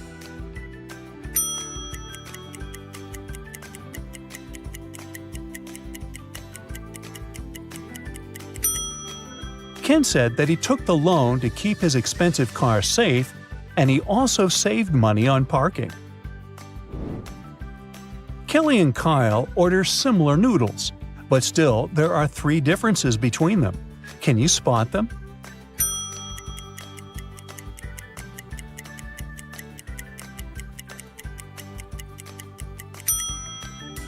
Ready to see the answer? Here they are.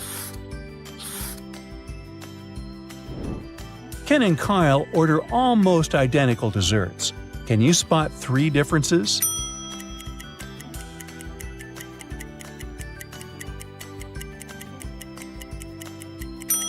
Over here. The next day, Kelly wins a dancing contest and gets a gold cup. She brings it to the college dorm and puts it on a shelf in her room. Later that day, she leaves for the gym. When Kelly comes back, she sees that the statue is gone. It means that one of her roommates is a thief. Kelly questions them, but they swear to have nothing to do with the theft.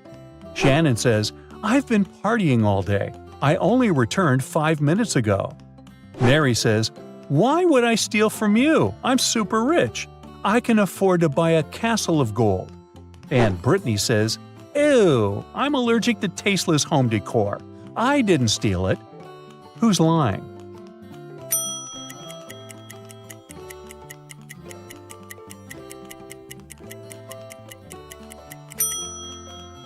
Mary.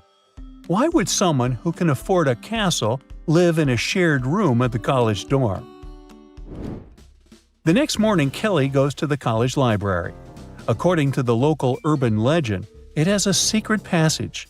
Can you help Kelly find any clues in this area?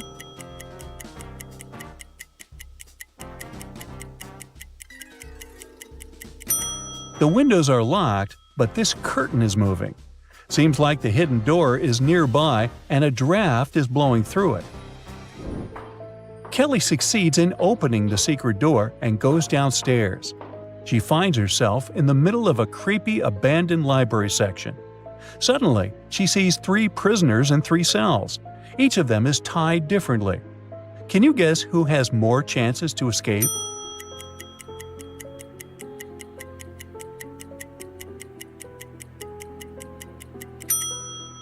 The guy in the middle.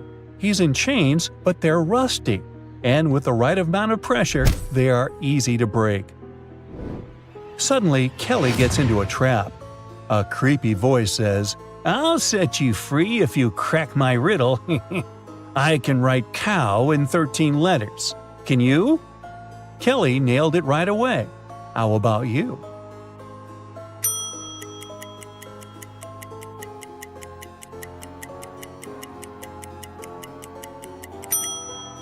Ready to learn the correct answer? C-O-W. Kelly escapes and returns to the dorm. Oh no, someone has used up her shampoo. Kelly wants to find out who did it and interrogates 3 suspects. Brittany says, "My natural blonde hair is very sensitive. I only use organic chamomile shampoo, so I didn't take yours." Shannon says, "I was too busy getting ready for exams, so I didn't wash my hair for a week." And Nina says, "I think it was Shannon. I heard her admiring the smell of your shampoo the other day." Who's lying?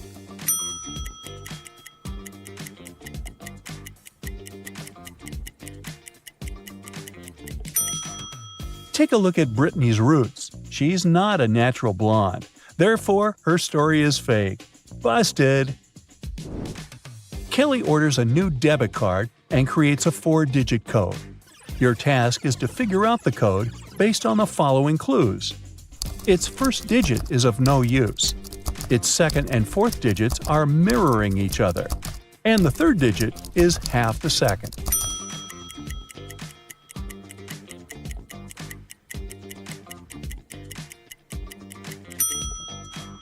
The code is 0848. 0 at the start of the number is of no use. The second and fourth digit is the mirror image of each other. The number 8 is the only digit that is the mirror image of itself. And the third digit is half the second, so it's 4. Kelly goes to a park and gets lost. Thankfully, she meets a forester and asks for help. He replies, "I can show the way out, but first you gotta crack my riddle. So listen carefully. It comprises roots that nobody sees, much taller than those trees. Up and up it goes. Still, it never grows. What is it?"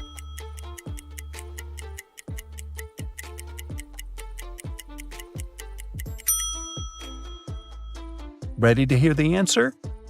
Mountain. Kelly goes to her favorite restaurant, Vegan Paradise. But it's closed, and the owner is calling the police. He says, "Please hurry up. Someone has attacked our chef. We took him to a hospital a couple of minutes ago. My rivals must have sent someone to ruin my business." Police officers arrive at the restaurant and find out that 3 people have been in the staff area during the accident. The first cook was cutting onions when the attack happened. He says that tears have blurred his vision and he couldn't see anything. The second cook was peeling shrimp during the accident. He says he's been listening to music through his earphones, so he didn't hear anything. The third person, a waitress, claims she's been serving beverages outside. Who's lying?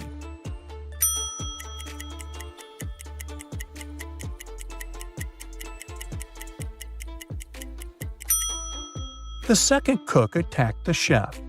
Because there can't be shrimp in a vegan restaurant. Kelly decides to go to another restaurant by taxi. She walks outside and faces 3 drivers, Mike, Bob, and Stephanie. Each offers Kelly a ride, but only one of them is trustworthy. Can you figure out who?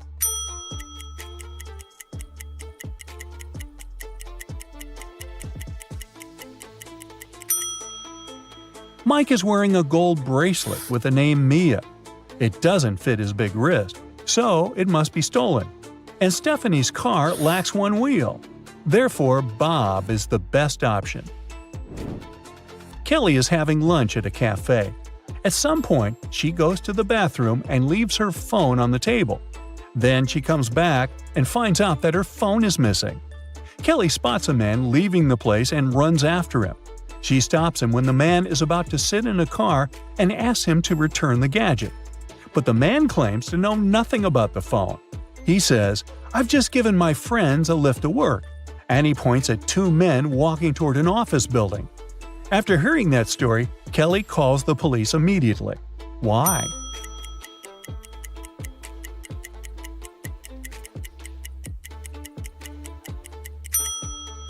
The man lied. His sports car only has 2 seats. It cannot fit 3 men. You just entered a riddle-solving competition. The game show host shows you the first riddle you have to answer. Take a look at the image. Who do you think will be able to make it all the way across the line?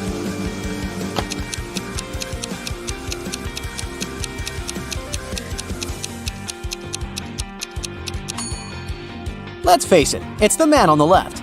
Even though it looks like he's having a hard time carrying such heavy things, the weight is evenly distributed between his 2 hands, so he'll probably make it through without any problem.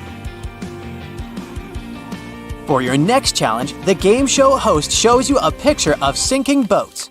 Which boat do you think will sink first?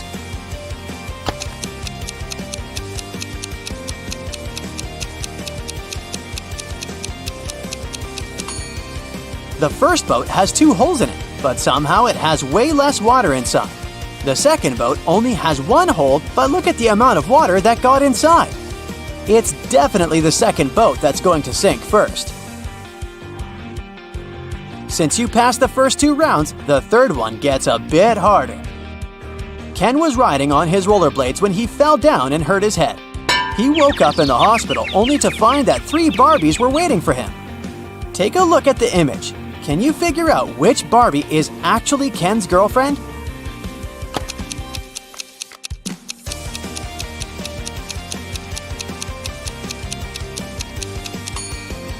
This is a tricky one. It can't be the third Barbie, because the real Barbie would never wink at Ken.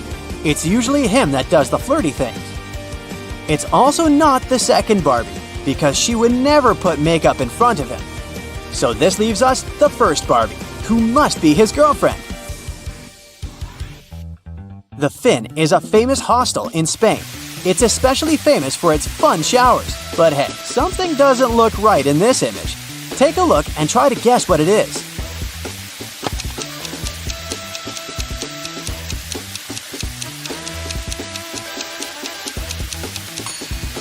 The woman on the right is squeezing a ketchup bottle instead of a shampoo bottle.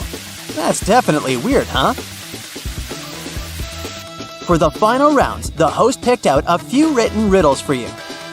The first one is, I speak without a mouth and hear without ears. Am I a microphone, a phone, or an echo? What would you say?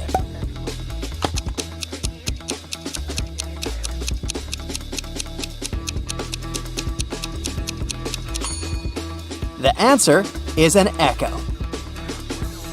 I'm not alive, but I can grow. I don't have lungs, but I need air. What am I? A tree, fire, or clouds?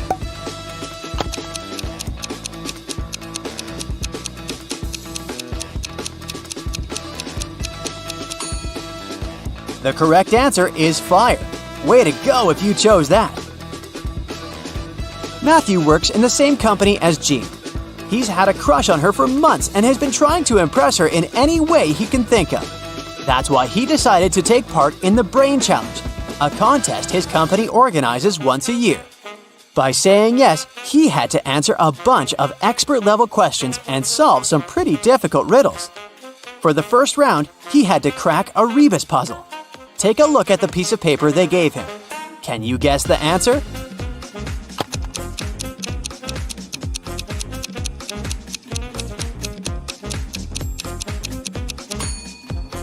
The answer was invisible string. Nice!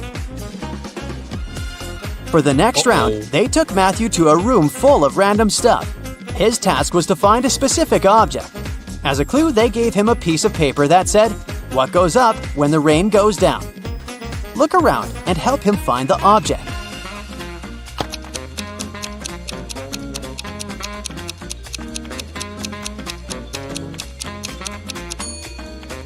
It was that red and blue umbrella over there.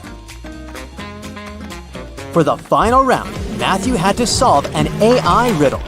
If he answered it correctly, he would win the contest's main prize and probably Jean's heart.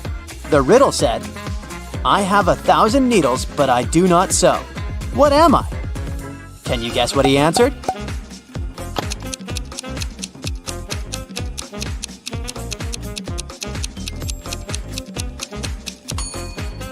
The correct answer is a porcupine. Alfred is a supermodel, and he just landed his dream job. The biggest magazine in the country invited him to be on the cover of their latest issue. On the day of the photo shoot, he arrived early in the studio. After finishing with hair and makeup, he looked in the mirror and screamed, "Oh no!" His skin was all red. It looked like he was having some serious allergic rash. He called all the assistants he had seen earlier that day to interrogate them. Amy, the photographer's assistant, said she had been told Alfred was allergic to peanuts, so she made sure to only buy safe snacks. Bo, the makeup artist, said he hadn't touched Alfred's food. He said that right after he had finished his job, he left for a coffee break. Mary, the cleaning lady, said that she knew how sensitive models could be, so that's why she only used organic and hypoallergenic products to clean his dressing room. Alfred immediately knew who had contributed to his rash. Can you figure it out too?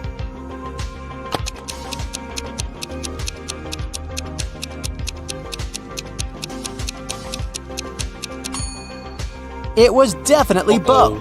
Sure, he didn't have access to Alfred's food, but he was the only one who touched Alfred's face that day. Liv was recording a dance routine for her social media page when a huge portal opened up and swallowed her whole. The next thing she knew, she was stuck inside a big cavern. Out of the blue, a great genie appeared. He told her that she would only be allowed to leave if she figured a way out by herself. As soon as he disappeared, she saw that there were 3 buttons on the wall. There was a red, a yellow, and a green button.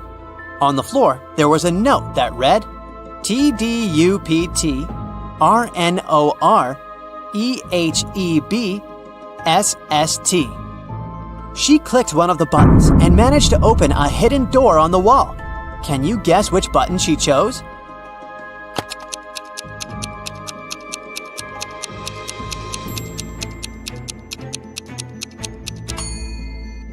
The red button. She unscrambled the words on the note and discovered it read, "Press the red button." As soon as she pressed the button, Liv was transported into a virtual reality world. An artificial intelligence greeted her and showed her 3 doors. The AI told her that there was only one door that would lead her to freedom.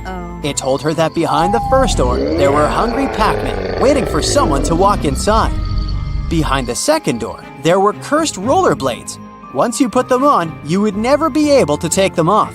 Plus, they had a will of their own and ended up taking you to some pretty dark places. Behind the last door, there were flying fuzzy creatures with laser eyes that burn anything they came into contact with. Which door do you think Liv should choose to escape?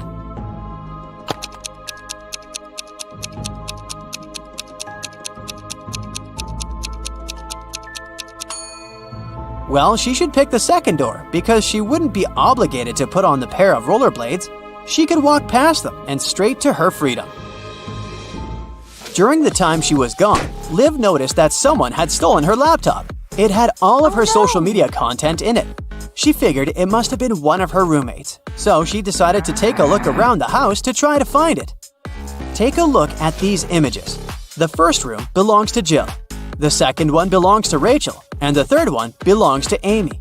Can you figure out who stole Liv's laptop?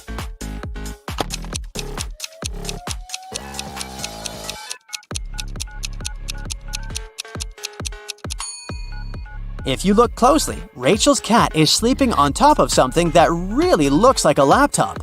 It must have been her. On a hot summer day, Marjorie decided to go to the public swimming pool. As soon as she arrived there, she ran into 3 close friends: Sarah, Raven, and Donna. One of these women just gave birth to triplets. Can you guess who?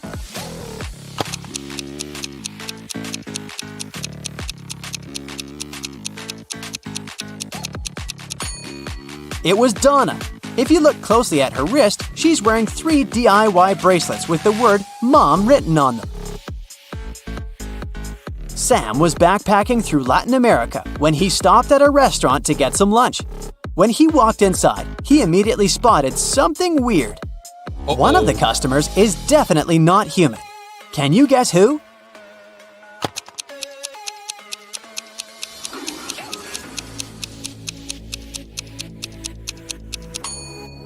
It's the guy on the counter. Look, he's charging his hand on the counter socket. He must be a robot or something.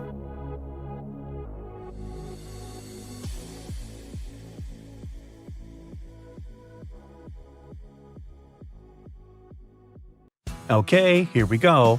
One of these guys is a time traveler. Can you guess who?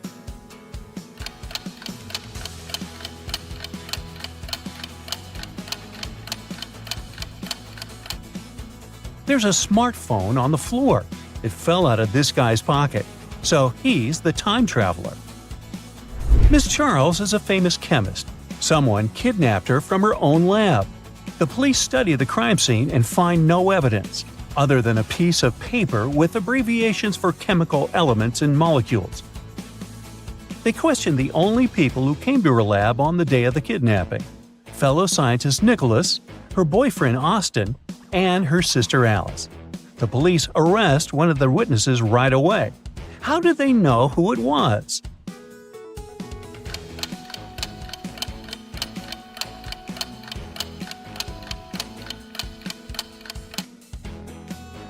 There's a very obvious clue on the piece of paper. If you combine the abbreviations of the chemical substances, you'll get a name: OSTIN. George fell from a 100-foot ladder, but he didn't get hurt. How is this possible?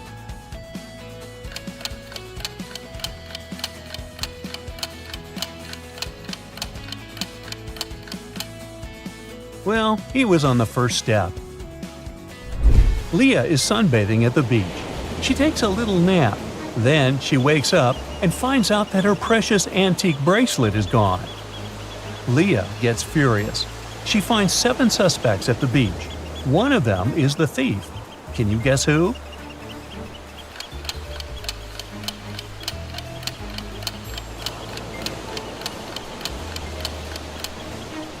Only the fisherman could have stolen it without leaving any footprints on the sand.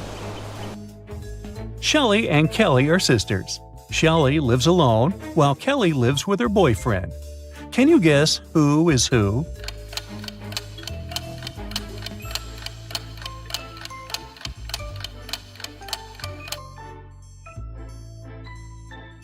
The woman on the left looks like she's making a meal for one person. She's Shelley. Meanwhile, the woman on the right has a big pot full of soup. So, she's Kelly. Take a look at this picture. How many ways can you read the word tiger?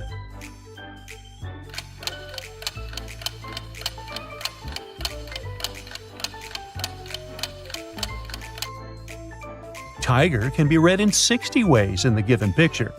The easiest way to count is to start with the letter T in the center, and then move to the neighboring letter vertically or horizontally. Peter is exploring old caves outside the city. Suddenly, he gets trapped in a mysterious dungeon. There are 3 ways out, but only one of them is safe. Behind the first door, there's a raging fire. Behind the second door, there's acid rain, which could melt any substance within seconds. Behind the third door, there's a huge brown bear that hasn't eaten in 2 years. Which way should Peter choose?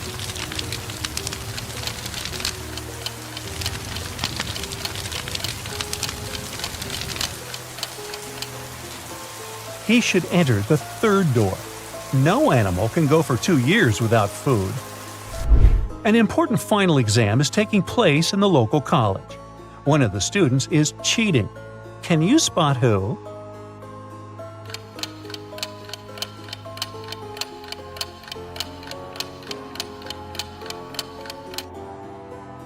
It's this guy. He has answers on his arm. Jules is making her way through the forest. She can see the river ahead, but before she reaches it, Jules needs to solve a problem with a pack of wolves. They're slowly surrounding Jules. She comes up with 3 ideas. Press against the tree and quickly climb it. Use matches to make a fire on the ground and scare away the wolves. And the third idea is to splash water in different directions. What's the best course of action?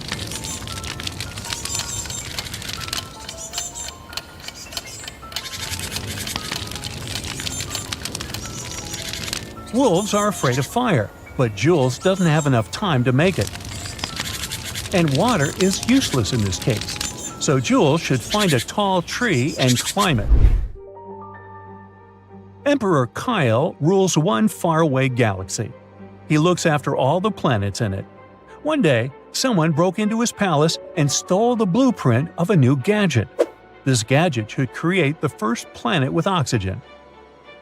Emperor Kyle is sure that the robber is among the kings who rule the largest planets in his galaxy. He immediately calls them for interrogation. King from Planet M says, "I was too busy recently. The locals on my planet are moving to a new apartment district." King from Planet B replies, "There was a fire on my planet. I put the fire out on my own. Thankfully, it's over now." And the ruler of Planet Q says, "I've been feeling really sick recently, so I didn't even want to fly to this meeting." Who is lying?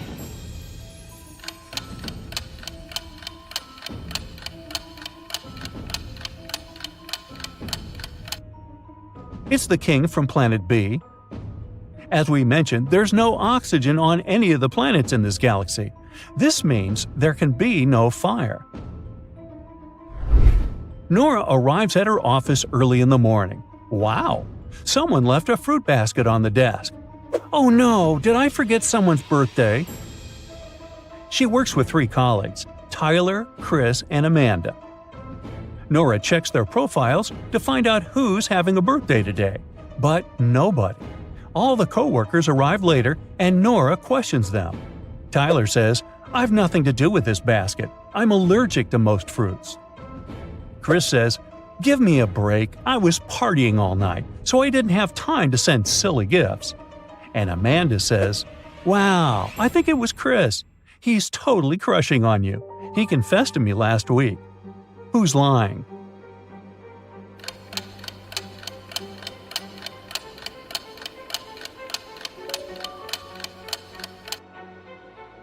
Tyler. Take a look at the takeaway smoothie that he's holding. It's full of fruits, so he lied about his allergy. Holly's walking down the street. Suddenly, someone snatches a bag from her hands and runs away. Luckily, it happened right in front of the police department. A policeman on the porch notices the crime, and he begins to chase the thief, who runs into the local hospital. It's very crowded here. Can you help the policeman find the thief among these people?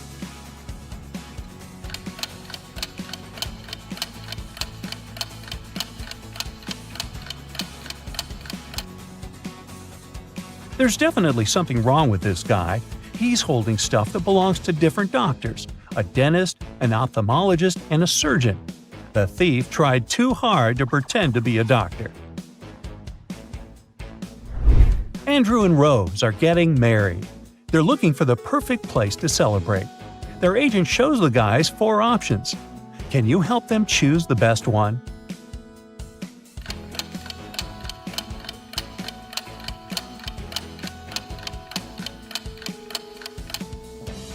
Let's take a look at the first option. Some chairs have missing legs. It doesn't seem safe. Snakes are crawling in the flower decoration in the 3rd space. And there's a water puddle around the bathroom in the 4th restaurant. So, Andrew and Rose should pick the second option. Luke invites his best friend Nancy to the restaurant. He's very nervous because he wants to ask her to be his girlfriend. They finish a delicious dessert, and Luke is about to ask the question. Suddenly, Nancy's phone rings. She leaves the table.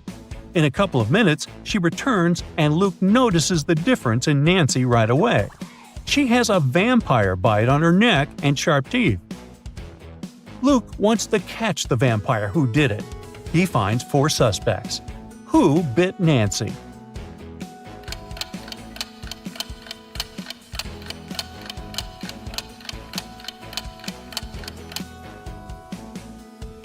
These 2 people have red lipstick on their faces. They were just kissing.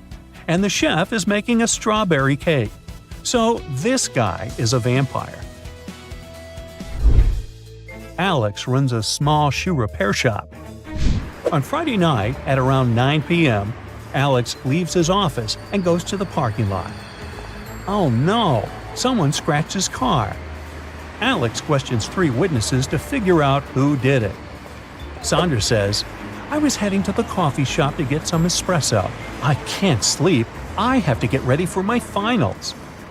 Mike says, "I spent all day at the farmer's market. That was awesome. You should check it out too. It's held every Sunday." And Nina says, "My car is over here and it's fine. I don't know who scratched yours because I just arrived." One of them is lying. Can you guess who?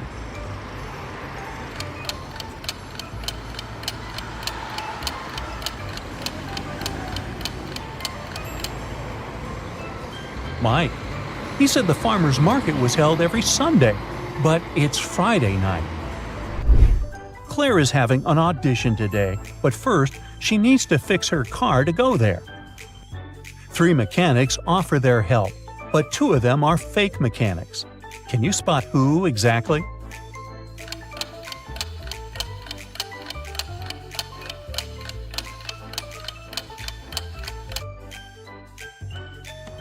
The second guy's watch looks pretty expensive. It's too risky to wear them while working. And the third guy's nails are too long for this job. Claire should pick the first guy. Frank is a private investigator. He receives a task to secretly check this office. Can you spot Frank?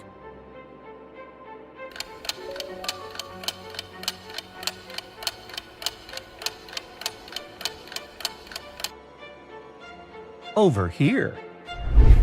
What about this location? Can you find Frank?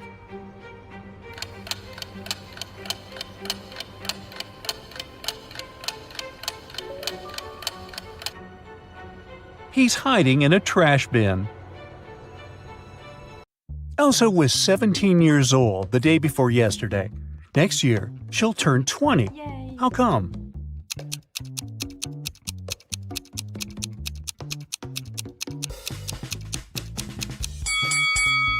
It's possible if the present day is January 1st, while Elsa's birthday is on the 31st of December. The day before yesterday, on December 30, she was still 17 years old. Yesterday, on the 31st of December, she turned 18. Thus, this year, Elsa turns 19 and next year, 20. Elsa and her sister Helga explore an old attic in their parents' house. It's very dark and dirty. After that, they go downstairs to have some lunch. Helga's face is all covered with dust, while Elsa's face is super clean. But still, only Elsa goes to the bathroom to wash her face. Why?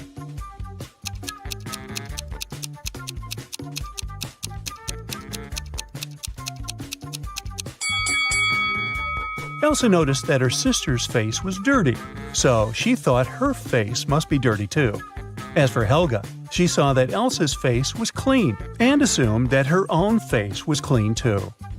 After lunch, Elsa and Helga go for a walk across an enchanted forest. They reach the riverbank, but the bridge is closed for repairs. The sisters notice 2 dwarfs fishing in a boat near the bridge. They agree to help the sisters, but their boat is very tiny. It can fit either one sister or 2 dwarfs. Luckily, they manage to solve this issue. Elsa and Helga cross the river on the same boat. How?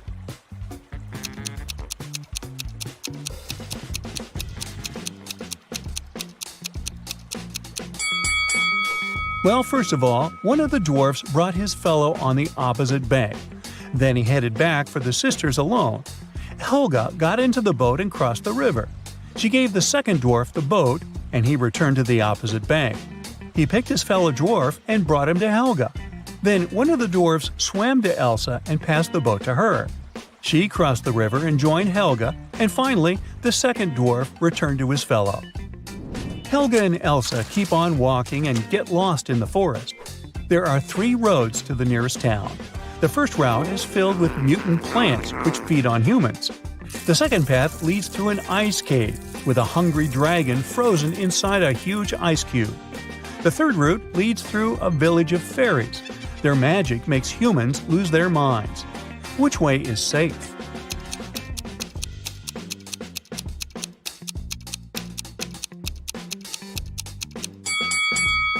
Well, the dragon is trapped inside the ice cube, so it's not that dangerous. Finally, the sisters reach the town. They're walking down the main street. Suddenly, someone throws an orange right at Helga's head. Elsa identifies the apartment from which the fruit fell out and goes there to complain. She knocks, and a young man opens the door right away. Elsa explains that her sister was hit by an orange that fell from his window. But the guy says, "I was washing my dog when you knocked. Only me and my pet live here, so you confused the floors." But Elsa didn't believe him. Why?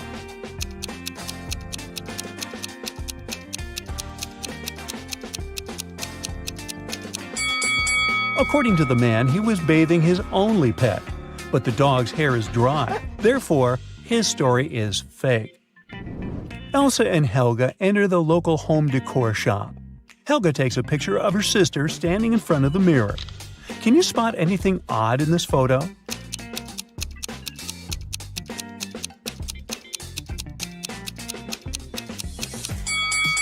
Take a closer look at the mirror. Elsa's hands are reflected wrong, as well as the sale poster behind her. She must be a vampire. Just kidding. The sisters continue exploring the shop, but suddenly Elsa begins to scream and runs away. That's because one of these ladies is not alive. Can you guess who?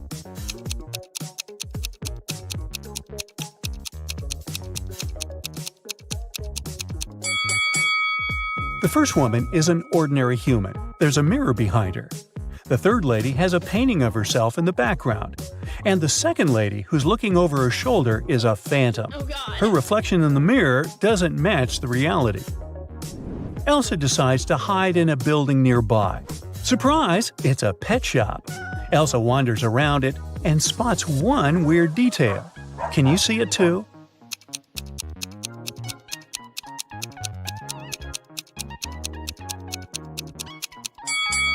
The turtle is wearing sunglasses. The locals tell Elsa and Helga about a creepy werewolf who has been scaring the citizens for several weeks. They only know that this werewolf is a lady, and she has a husband. He's the only person who can calm her down. Elsa finds 3 suspects who might be the werewolf's husband, but none of them admits it. Can you find him?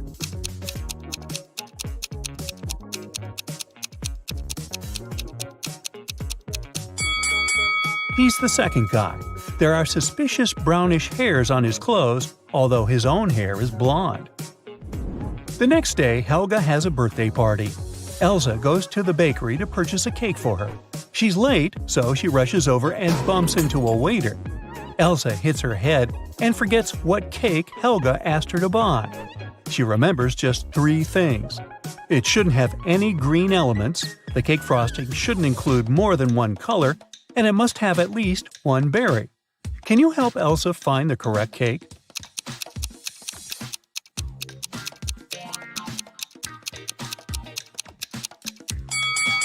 Elsa should take the 4th cake. It's a chocolate cheesecake, so it doesn't have anything green. The glazing is brown and it's decorated with cherries. A perfect match. Elsa buys the cake and leaves. The bakery is located inside the highest tower in town. Elsa enters the elevator to go down, but she hits the wrong button and finds herself on the roof.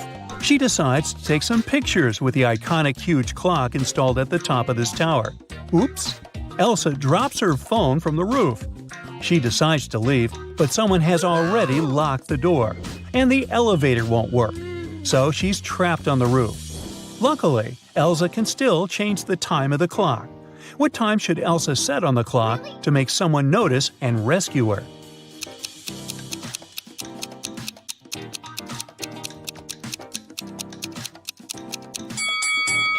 If she sets 5:05 on the clock, it'll look like an SOS signal. Finally, Elsa escapes from the tower and heads to the parking lot. Here's her car. Can you figure out the number of the place where it's parked?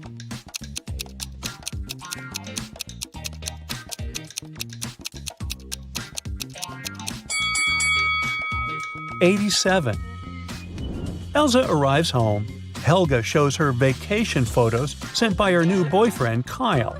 In this case, you can see Kyle, his friend Bob, and a humanoid robot, Neo. Neo is standing next to Bob. A person wearing the yellow mask is not a man. What color is Kyle's mask?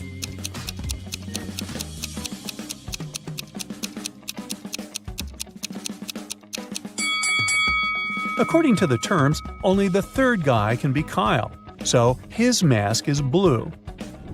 The birthday party is going well. It's almost midnight, so Elsa goes to the kitchen and adds candles on the birthday cake. Suddenly, she remembers that the only lighter in the house is upstairs in her room. She leaves the cake at the table for a minute. Then Elsa returns and sees the cake smashed all over the floor. Oh, no. She questions 3 suspects. Lauren says, "I was in the living room all night. I don't know who did it." Wendy says, "I went outside to watch the full moon. It's so beautiful tonight." Kyle says, "I was shooting a TikTok dance with Helga." Who ruined the cake?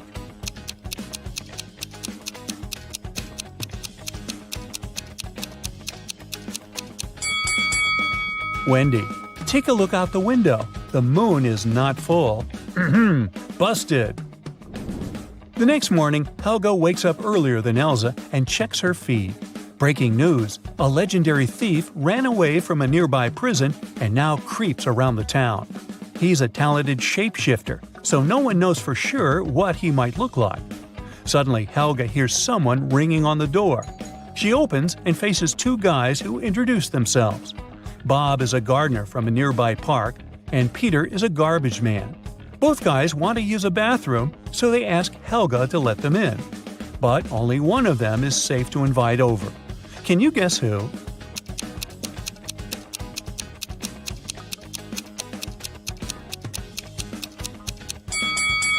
Bob is wearing clothes with red stains, but he's also holding a brush, so he was probably just painting a fence. Let's take a closer look at Peter's facial hair. One mustache has come unglued. It's fake. So he must be the runaway criminal from the news. Selma is a witch. One day, she returns home and finds out that the most powerful magic book from her library is missing. The thief left a note with the following letters. Can you guess what this message means?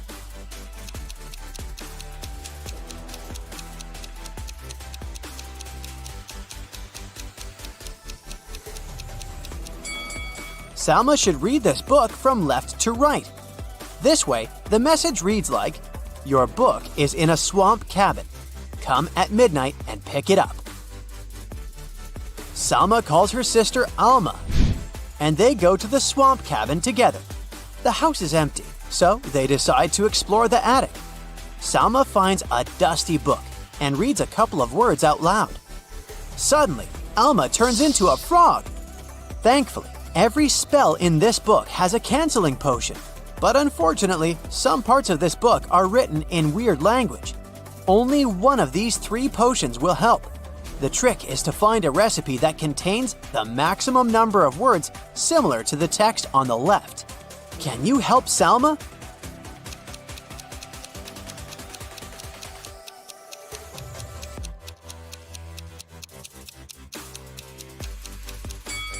Take a look at the first recipe. It has 2 matching words.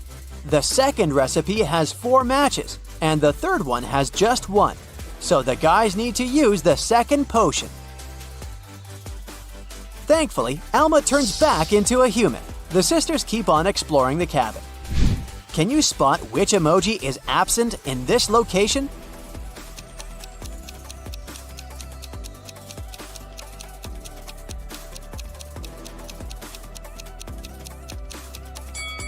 This one.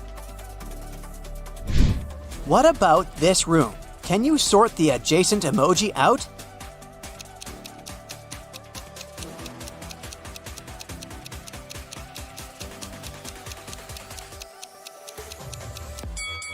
The fourth emoji doesn't belong here.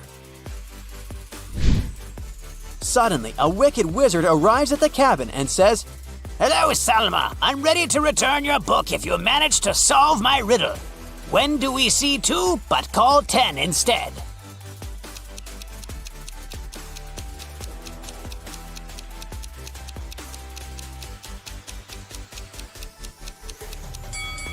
When we look at the clock and see the number 2, we say 10 minutes.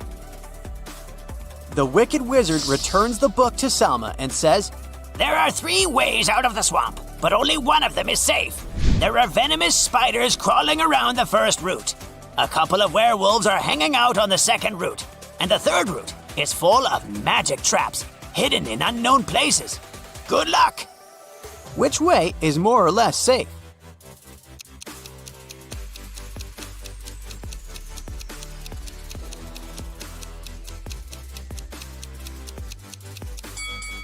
Salma and Alma should choose the second route. Take a look at the sky. It's a new moon, so the werewolves are not dangerous. The next day, Salma goes to the magic school. She meets a new student, Sebastian, and falls in love at first sight. Salma gets so nervous in his company that she can't even talk. She decides to put a love note into his backpack. Now her task is to remember which backpack belongs to Sebastian. Here's what she remembers for sure. If it's red, it doesn't have any buttons. If it's blue, it doesn't have a handle. Also, it's not standing next to the last backpack in line. Can you help Salma find Sebastian's backpack?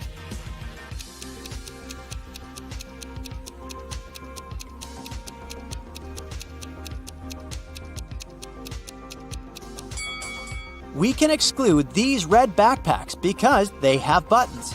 Also, we can get rid of the blue backpack with a handle.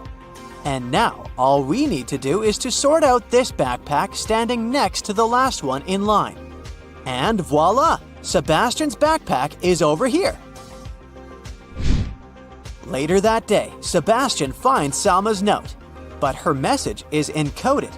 Can you help him figure out the hidden meaning?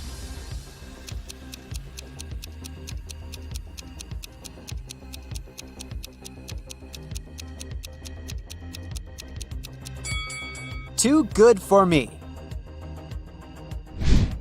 Meanwhile, Salma returns from school and goes to take a bubble bath. Can you spot what's wrong in this bathroom?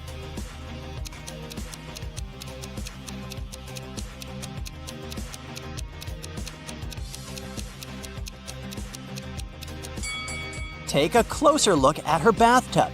There's a shark fin sticking out of the water. It's vacation time. Selma goes hiking in the woods, while Alma is having a barbecue party in the mountains. One of the sisters is in danger. Can you guess who just by looking at their pictures?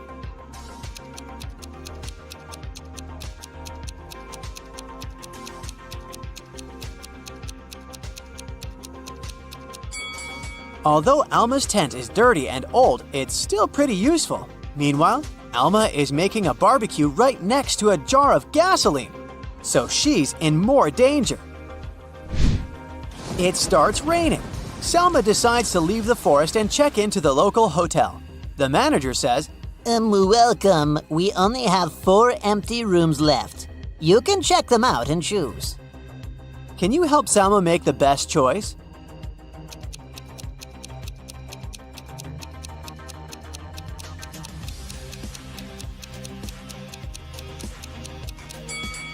The window in the first room is not safe.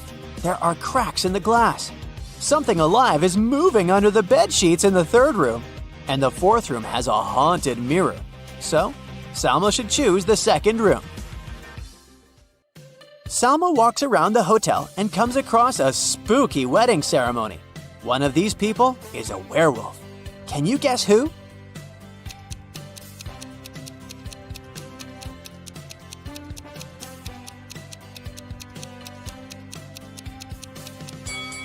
It's the groom. Take a closer look at his outfit. It's hiding a wolf tail. The hotel security gets an emergency alert.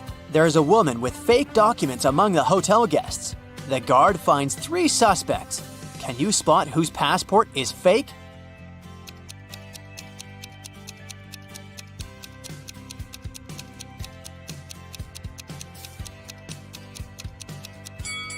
No matter what person a country is from, no passport can have a photo with a sunny beach in the background. They should be solid, so Karen's documents are fake. Salma goes to the spa area of the hotel. Can you spot who's not from this planet?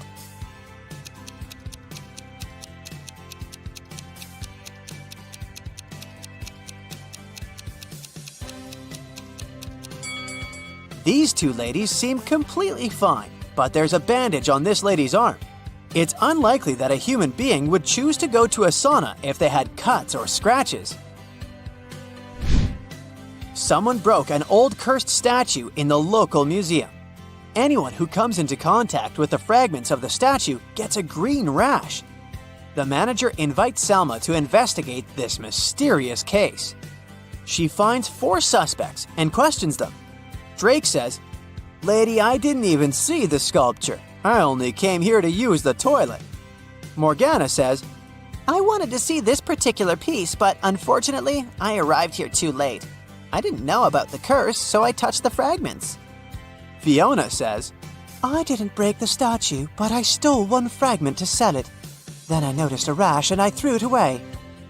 Xavier says, "I read about the curse, so I prefer to stay away from this artifact." Who's lying?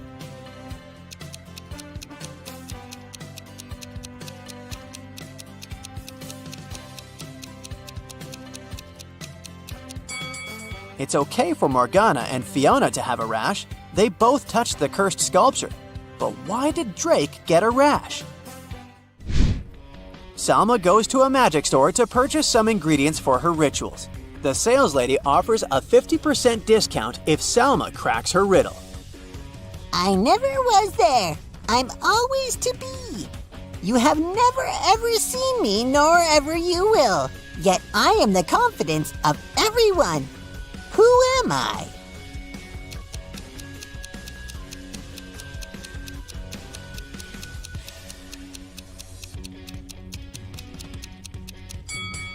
The correct answer is future. Salma invites a couple of friends for dinner. Someone suggests playing cards, but for some reason, Salma is facing bad luck all night. Can you guess why she's losing?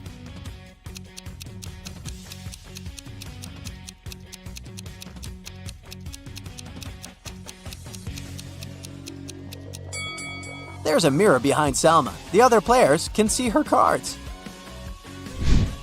After the party, Salma notices that her antique gold candlesticks are missing. She visits 4 suspects at their homes and questions them. Lily says, I was very tired after the party, so I took a taxi and went home. You can ask the driver. My hands were empty. Bella says, I didn't steal your stuff, Salma. Everyone knows that I'm richer than you. Alma says, Come on, you're my sister. I know how much those candlesticks mean to you. And Sebastian says, Honestly, I didn't pay any attention to your things. I was looking at you all night. Who's the thief?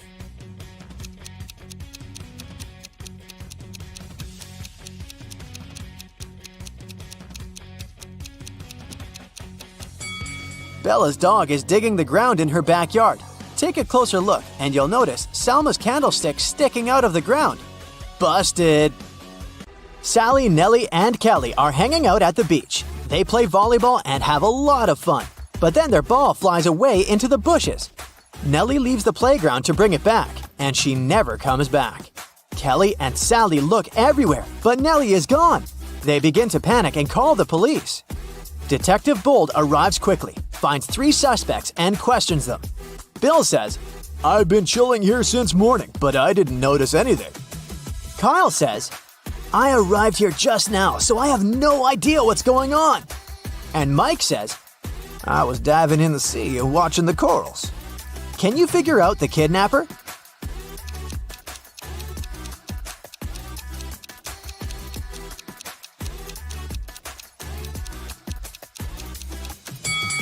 It's Kyle. He's wearing the same cap as Nellie. It seems too small for his head. That's because Kyle kidnapped Nellie and stole her cap. Sally returns to the apartment building where she lives. Wow, there's a basket with a cute little kitten on her porch. Sally takes 2 pictures to send them to her friends. Can you spot 3 differences between them?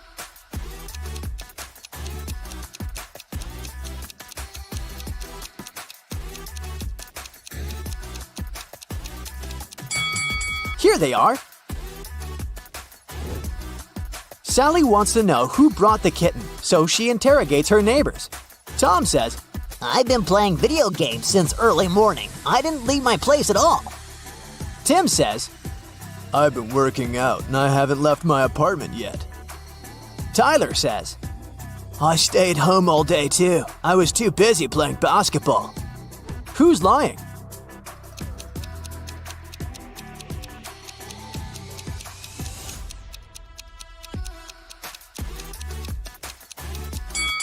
Tyler. He's playing with a soccer ball, not a basketball. Moreover, it's pretty hard to play basketball alone inside the apartment. Sally goes to the supermarket to buy some milk for the kitten. Only these 3 packs of milk are left on the shelf. Can you help Sally choose the best option?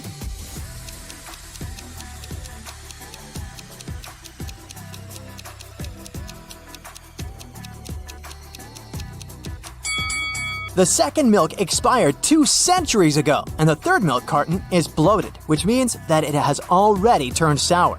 Therefore, Sally should grab the first milk.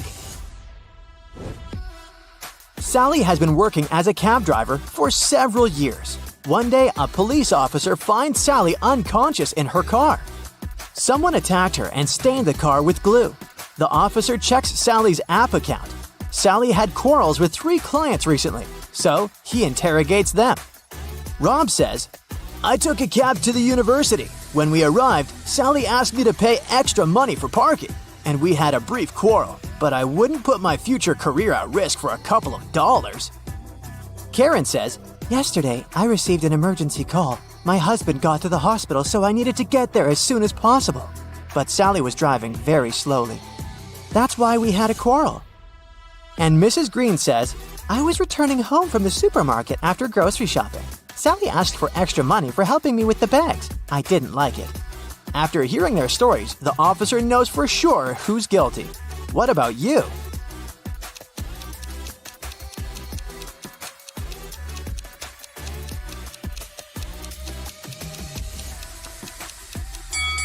Take a closer look at Sally's car. It's parked near the hospital, which means that Karen's trip was the last one before the attack. Therefore, she did it. Sally is feeling much better and she gets back to work. She needs to pick up her client at a restaurant. Her app offers 3 possible routes, but only one of them will actually bring her to the desired destination. Can you guess which one?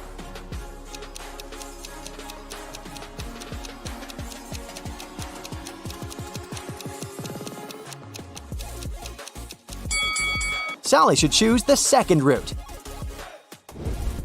Sally parks her car near the restaurant and faces the following scene. One of these ladies has a ghost mother. Can you guess who?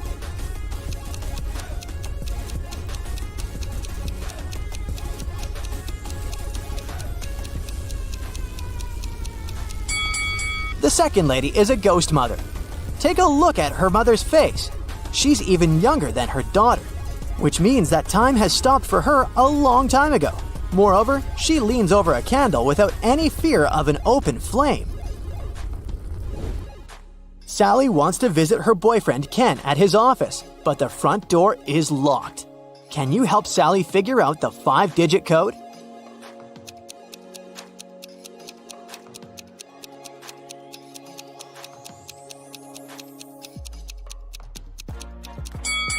let's take a closer look at these scratches. These are hints. All Sally needs to do is count the number of intersections. So the code is 23504. Finally, Sally gets inside Ken's lab. He shows her a spaceship from another galaxy. Ken found it and managed to repair everything except the dashboard. How should these wires be connected to make it work?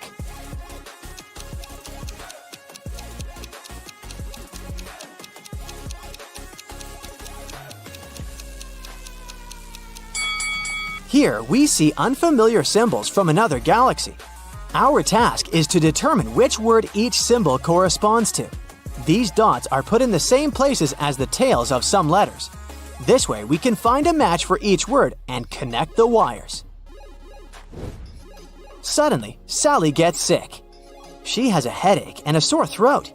Ken only has 4 pills that are identical to each other. They don't have any cover or instructions. So there's no way he can identify which pill serves that purpose. The only thing he knows is that 2 of these 4 pills will cure the throat and the remaining 2 will help with the headache. Sally should take 1 of each kind to heal. What should she do?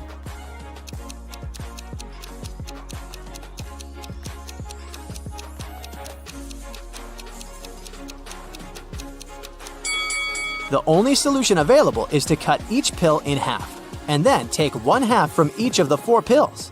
This way, she'll definitely have 1 pill of each kind. Ken offers Sally to live together. They begin to look for a new apartment and arrange 3 meetings with landlords. Each tells a story about their property. Mrs. Gray says, "I inherited this amazing apartment from my sister, but now I want to rent it for the long term because I'm moving to a farm with my husband." Oliver says, "I've been living in this property for 5 years and it's in perfect condition, but now I'm moving abroad for work. So I'd like to find good tenants who will take care of it." And Rose says, "This apartment belongs to my mother-in-law. She lives in Europe and asked me to find new tenants. Only one of these landlords is trustworthy. Can you guess who?"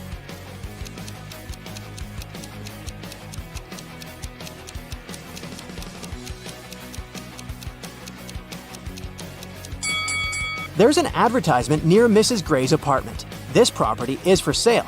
Therefore, she probably lied about the long-term lease. And now, let's take a closer look at Oliver's ceiling. It's leaking. Therefore, his apartment is not in perfect condition. Liar!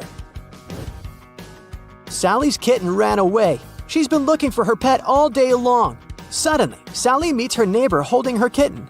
He says, "I'll give your pet back only if you crack my riddle. I'm the last thing you take off when you go to bed. What am I?"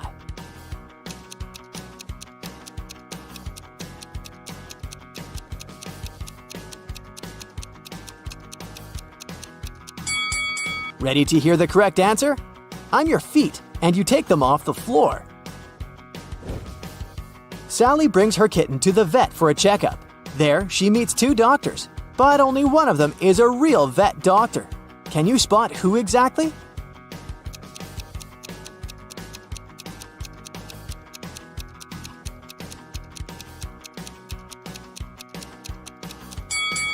Real doctors usually wear gloves at work, but the guy on the left doesn't wear any, although he's holding a dog. Sally wants to get a job in a magic shop. The owner gives her a test assignment to find a love potion on this shelf. Sally is very confused because the recipes are too complicated. Luckily, Sally's possible future coworker, Glenda, agrees to give Sally a hint. She provides her with a bunch of recipes, and now Sally needs to figure out the correct one by herself. She only knows that a love potion should contain these 5 ingredients. Can you help her find the right bottle?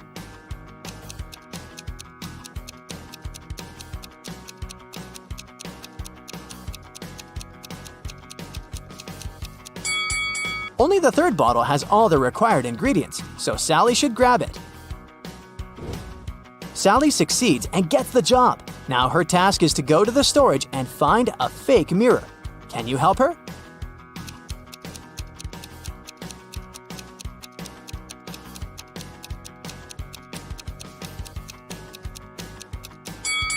Only the second mirror shows the correct reflection, so the remaining two are fake.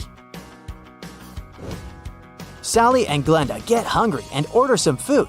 Their meals are almost identical, but in fact, they have 3 differences. Can you spot them?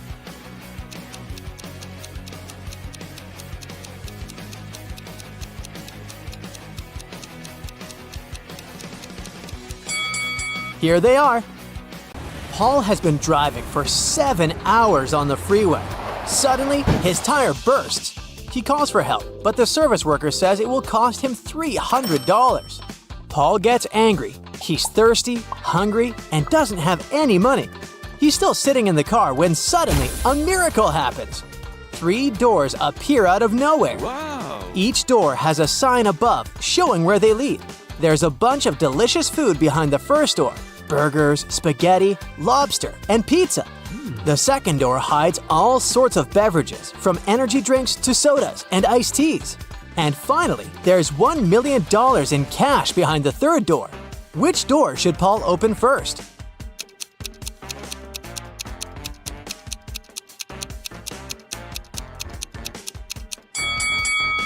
First of all, Paul has to open his car door. Someone breaks into Nina's apartment the day before Halloween. She returns home from work, sees the mess, and calls the police. The door doesn't have any signs of a break-in, but one of the windows is open. The detective questions Nina's neighbors. Mrs. Bold says, I was knitting a pair of gloves for my great-granddaughter. Ethan says, I was working a 14-hour shift the day before, so I was sleeping all day. And Dan says, I had broken my leg, and I didn't leave home for 3 weeks. Who's guilty?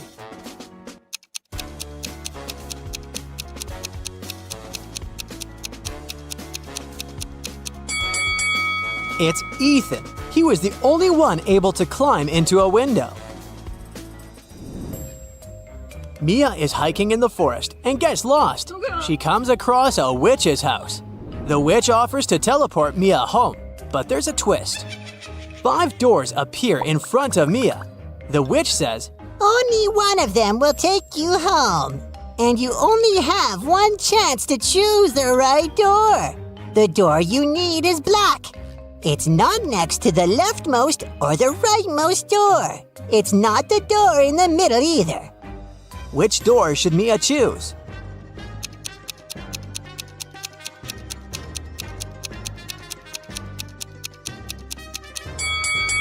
Mia has only 3 black doors to choose from. It's not the door next to the leftmost or the rightmost one, so the 4th door can be eliminated.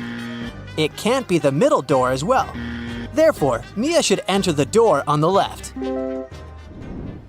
Polly is trying to break into an ice castle to save her friend Edward, but there's a combination lock on the gate. Luckily, there's a clue carved in the ice here. The 162 combination. Only one number is correct and in the right place. As for the 842 combination, 2 numbers are actually correct, but in the wrong places. 526, nothing is correct. Can you help Polly crack the code?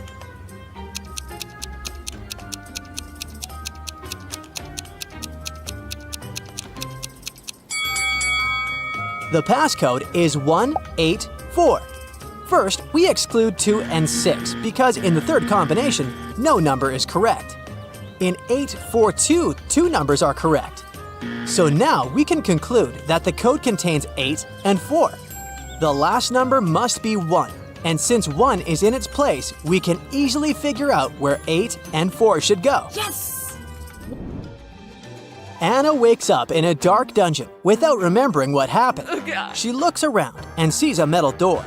Unfortunately, it's locked, and it requires not just 1 password, but 4. Anna has just 1 attempt to make it right. Gladly, next to the door, there's a sign with 4 words: apple, bread, chair, and dress. Can you guess the passwords for each keyhole?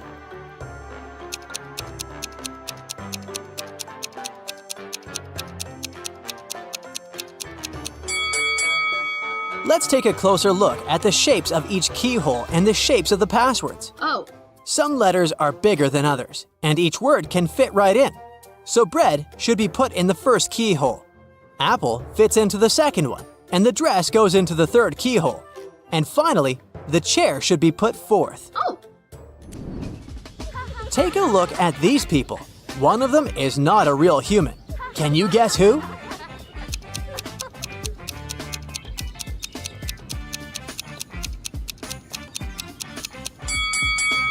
It's the lady on the left, who eats a main course with a dessert spoon.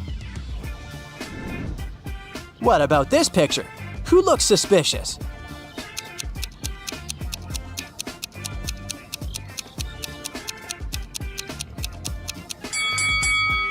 This guy. There's no reason to wear a warm coat.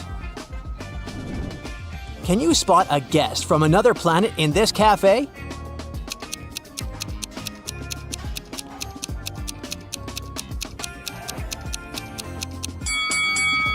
It's this lady. She's reading a magazine upside down.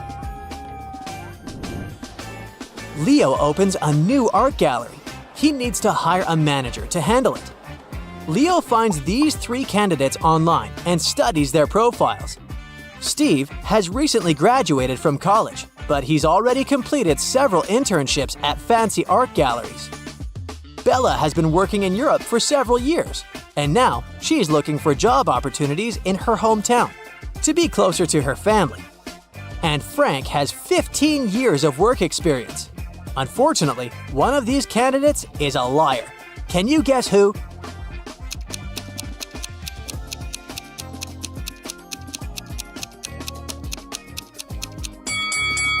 Take a look at Leo's calendar. It's 2023 now. According to Frank's birthday, he should be around 22 years old at the moment. Therefore, he can barely have a 15-year work experience.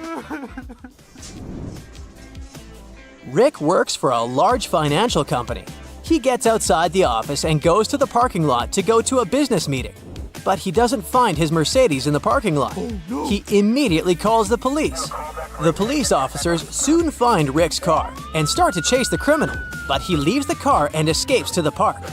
The police search the arena and find 3 suspects. What are you doing here? Nick says, I'm jogging here. Mike says, I'm just waiting for a taxi to pick me up. And Peter says, I'm just walking and enjoying nature. Who stole the car?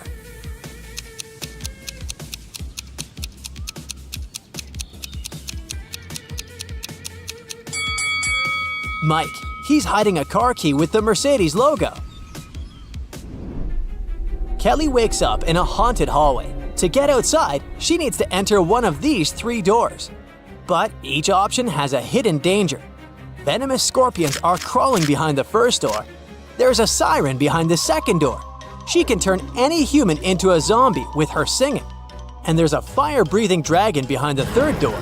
Which door is more or less safe for Kelly to choose?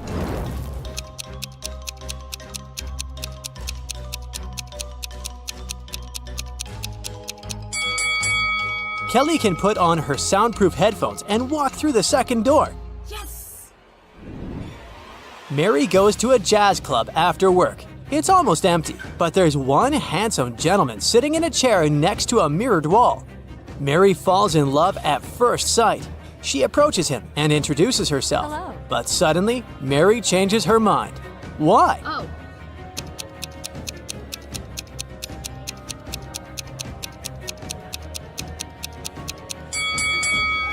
The gentleman doesn't reflect in the mirror, so he's either a ghost or a vampire. Bob decides to go play basketball with his friends. Can you spot anything odd here?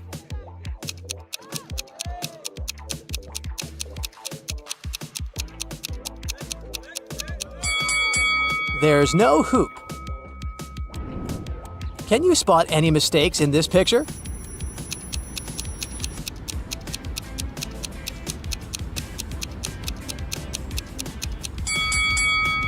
The ice cream cart lacks a wheel, and the lettering is wrong. Vicky arrives at her apartment after 2 hours of absence. Wow, there's a huge fruit basket by her door. The card says it's from a secret admirer. Vicky questions her neighbors. Mrs. Green says, I've been walking my dog in a park for 3 hours. Then we grabbed some groceries and went home. Andrew says, I left my apartment about 5 minutes ago to do some laundry in the basement.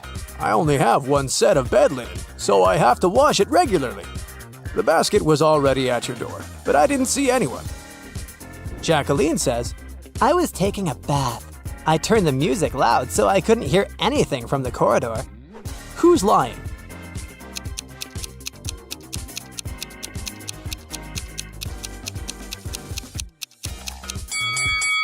Andrew said he has only one bedding set, and it should be inside the washing machine at the moment. But take a look at his apartment. His bed sheets are still on the bed, so his story must be fake. Can you spot a guest from another planet?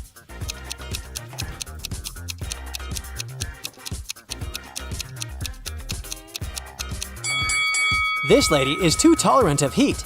This gentleman has a knife instead of an arm. And this one didn't break the eggs before cooking them. Richard wants to rent a studio apartment in Boston. He asks an agent to find the property of his dreams. The agent comes up with 4 options, but only one of them is trustworthy. Can you help Richard make the right choice?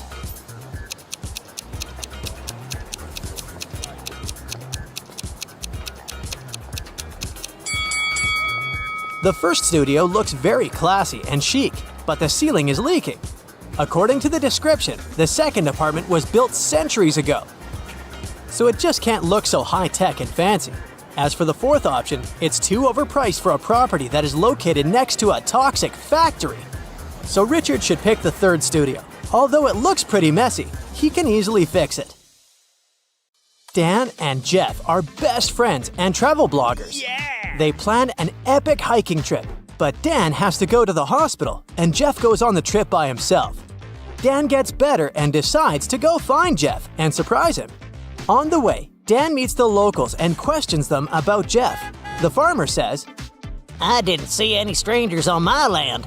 I don't like uninvited guests. Then Dan knocks on a cabin in the woods. A cute old couple opens the door. They say, It's just the two of us. We haven't had any guests in our house for many years. And finally, Dan questions a tourist. I set up my camp here yesterday. I didn't see anybody who looks like Jeff. Who's lying?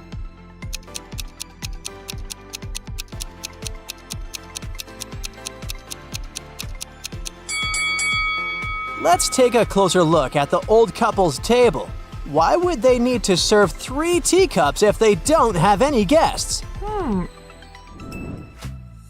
One day, Jeff and Dan find a treasure map. They rent a boat to go find the hidden treasure, but the map has a twist. It shows 5 islands, and it doesn't say directly where the treasure is. All it says is that the other 4 islands are very dangerous. There's an ancient text written on the opposite side of the map. Jeff and Dan translate it into English, and that's what they get. Can you help them figure out the correct location of the treasure?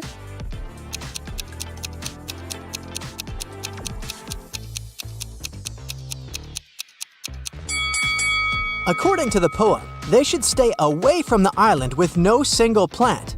Also, they should avoid the island that's surrounded by sharks, the island with a mountain, and the heart-shaped island. So the only island left is this one. The treasure should be here. The guys come over to the island. Suddenly, they get surrounded by a crowd of crabs. Can you sort one odd crab out?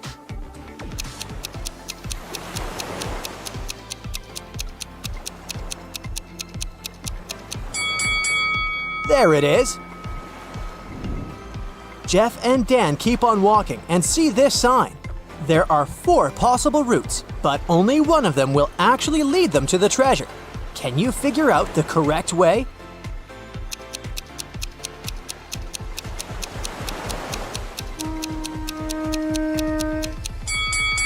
The trick to solving this maze quickly is to start drawing from the final destination.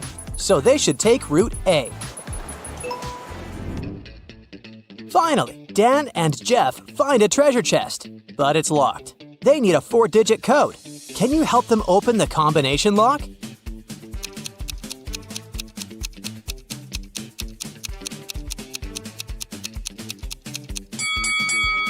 Take a look at the images painted on the treasure chest.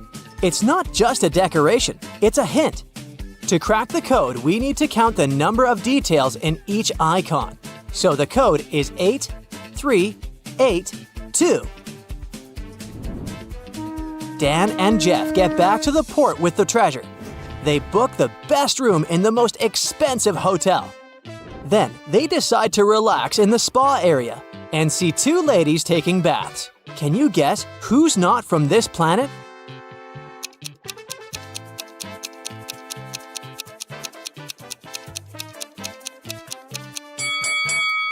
Both.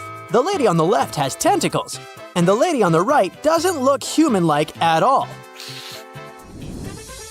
After the spa session, the guys go to the restaurant. Can you see anything odd here?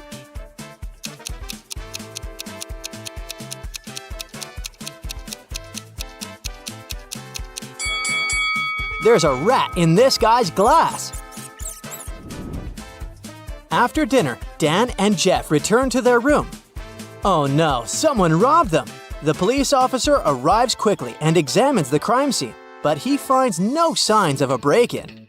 He questions 3 suspects who had a key. The hotel manager says, I spent all day with my husband, and my shift started 15 minutes ago, so I don't know what happened here.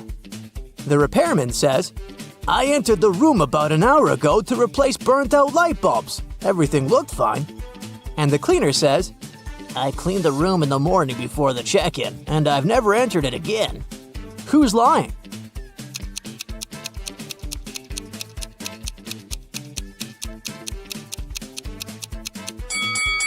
The repairman said he had replaced the bulbs with new ones. But this lamp still lacks a bulb. Seems like he was busy doing something else. Oh no. Dan and Jeff want to get their treasure back, so they search the repairman's apartment. Can you help them find it?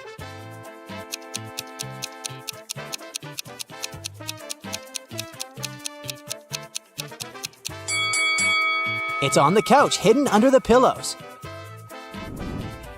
The treasure chest is okay, but the thief locked it and changed the code. The guys need to figure out a new 4-digit combination to open it. There are no hints in this apartment, only this shopping list. Can you figure out the code?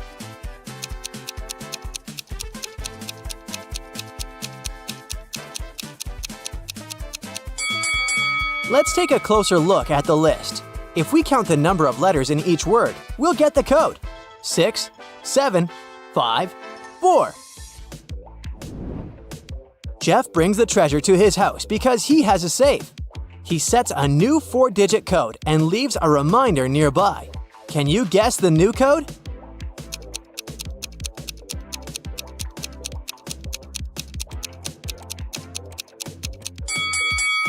To solve this one, we need to turn the piece of paper upside down. This way, 0, 5, 8, 9 will turn into 6, 8, 5, 0.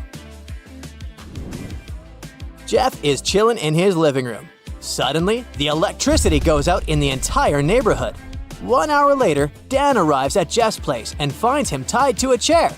30 minutes ago, a masked man robbed my house and took the treasure. The police arrive at the crime scene right away. They identify 3 suspects and interview all of them. Jim says, I was washing my car. Rita says, I was making coffee. And Emma says, I was doing the laundry. Who's lying?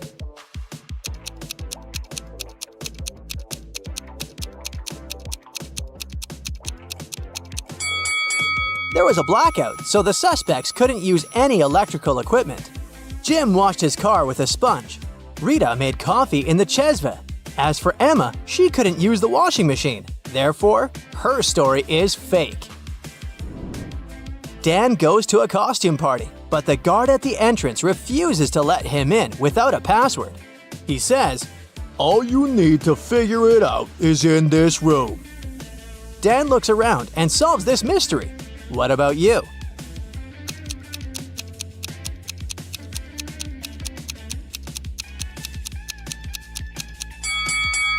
Let's take a look at the graffiti wall. The 4th palm stands out because it's the only image of a left hand. Also, there are cosmic tattoos on each hand. Therefore, the secret password is the sun. Dan and Jeff are walking down the street and filming another vlog. Suddenly, a flower pot falls right down on Jeff's head. Dan helps Jeff get back on his feet and identifies the apartment from which the pot fell. They ring the bell. A young couple opens the door. "Jeff was injured by the pot you threw away." But the couple says, "That's impossible. You probably confused the floors. We returned from a long trip just a minute ago." But the guys didn't believe them. Why?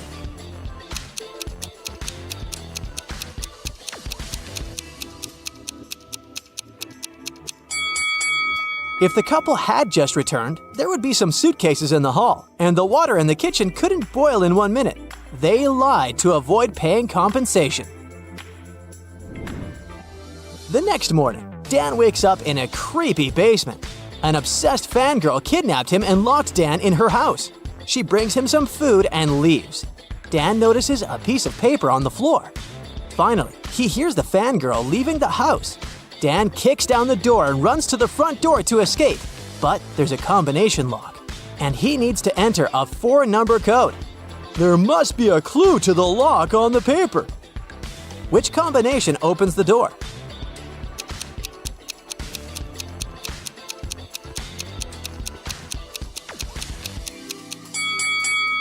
The number of fruits implies each digit in the code, and the color sequence on the paper implies the position of each digit. So Dan should enter 2, 3, 1, 4. Jeff and Dan decide to shoot their next adventure in a haunted village. A scary werewolf has been scaring the residents here for several days. The guys know that the werewolf has a wife. She's the only person who can calm the monster down and help him return to his human form again. They find 3 ladies. Each of them might be the wife, but none of the ladies admits it. Can you guess who the real werewolf's wife is?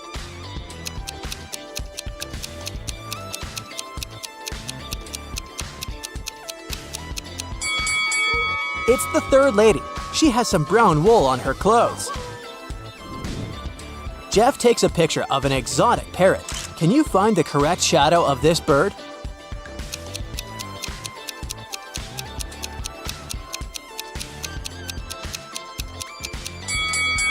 Only the 5th shadow is the perfect match. Meg is a college student, and sometimes she works as a DJ at the local club. Today, she's walking home after work and sees a band of criminals robbing a bank. They notice her and decide to get rid of the witness. They grab Meg and take her to their secret hideout. Meg looks around and finds 3 doors leading to freedom, but there's a danger behind each door. The first passage is filled with toxic gas. There's a hungry wild wolf behind the second door, and a magic song is played behind the 3rd door. It's cursed and makes people go crazy in a second. Which door is safe?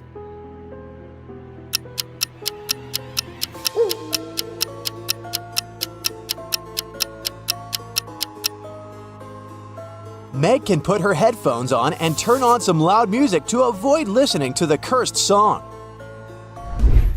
Meg goes to a fancy SPA hotel on a Friday night. She returns home the next morning at 9 a.m. She finds a bunch of flowers and heart-shaped balloons near her apartment door.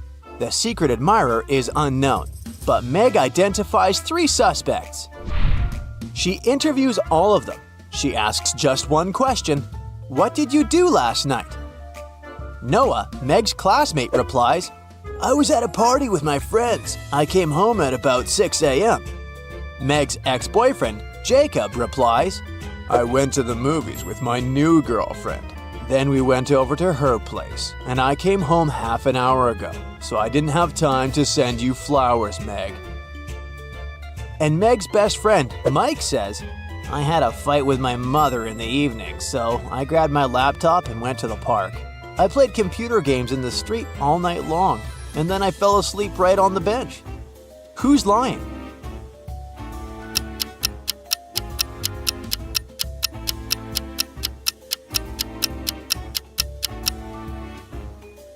Mike. He couldn't be playing all night long without recharging his laptop. Meg is walking down the street. She carries an expensive laptop in her bag. Suddenly, a masked thief grabs her bag and runs away. Meg starts chasing him and sees that the criminal enters a hospital. Meg follows him. Oh no, there are hundreds of rooms here. Luckily, it's raining and the criminal leaves footprints on the hospital floor. Meg follows them and gets into a room. There are 3 people here, all covered with bandages from head to toe. Can you help Meg spot the thief?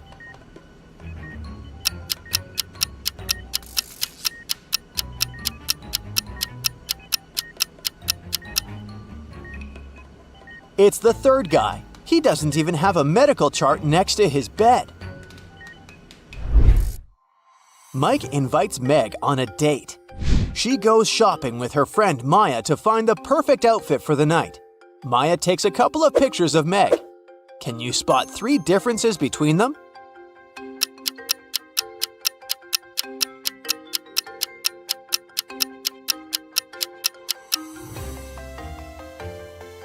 Here they are.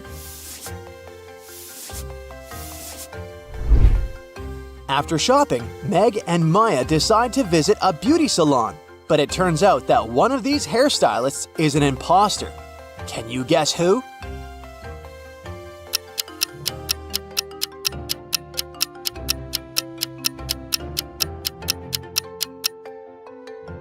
It's the guy on the right. He's spraying the client's hair with bug spray.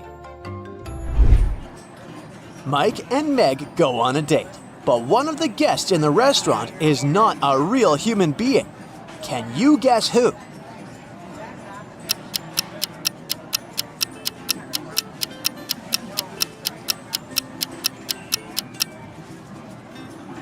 This lady. Take a look under her table. She's a mermaid.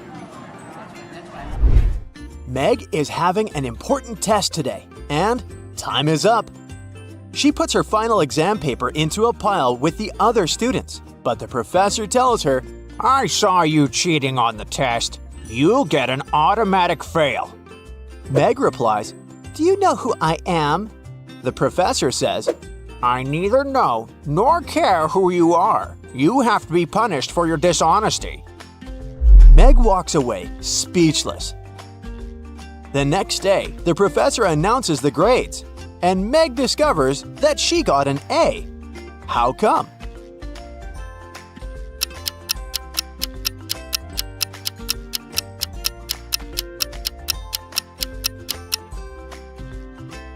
The professor indeed didn't know who Meg was. That's why he graded her paper just like everyone else's. Meg and Mike realize they can't live without each other.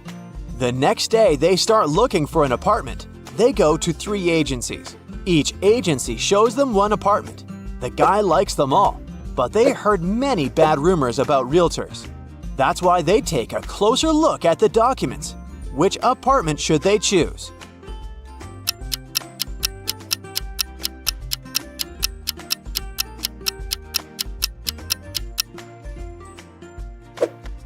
They should pick the third option. The first apartment is on the 5th floor, but that's impossible. The building only has 2 stories. The agent is lying. As for the second apartment, the description claims that it only has 1 bedroom, but the blueprint shows 2.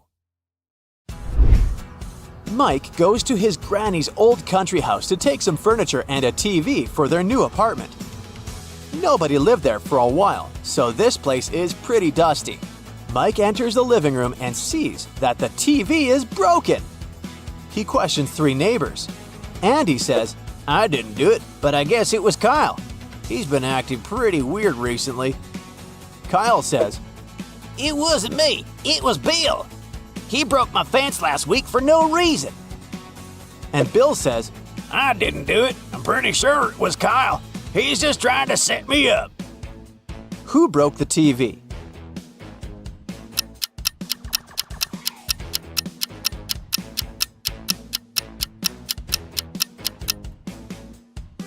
Let's take a look at the TV screen. It was pierced with a garden fork. Kyle is holding a garden fork in his hands, but it only has 3 prongs, while there are 4 holes in the screen. Meanwhile, Andy's holding a 4-tined pitchfork in his garage. Busted! Meg loves art, so she's visiting an art exhibition to find something special for their interior. The art dealer says that this rare work was painted in the Middle Ages. Meg takes a closer look and says, You're a liar! This piece is fake! How did she know?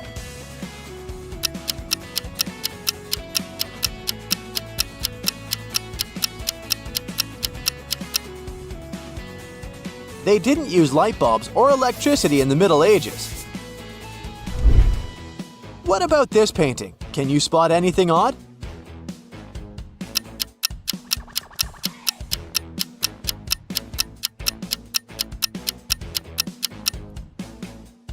They didn't have smartphones in the Viking era. Let's see if you can spot a mistake in this painting.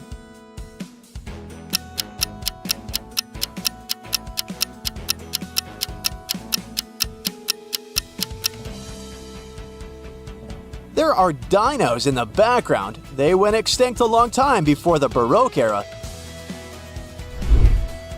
Meg and Mike get an invitation to a wedding. This is the groom, Alex. He's an old friend of Meg. And his future wife's name is Nellie. Which of these ladies is Nellie?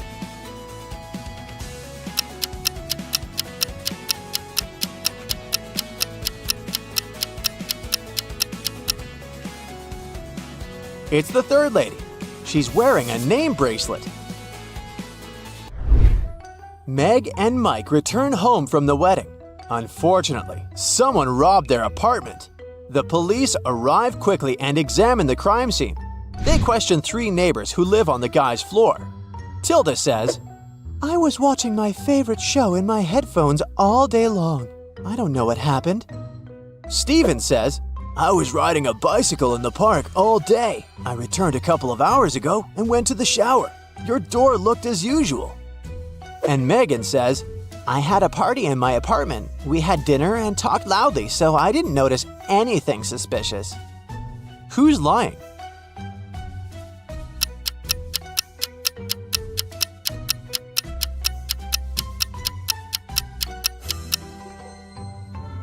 Steven.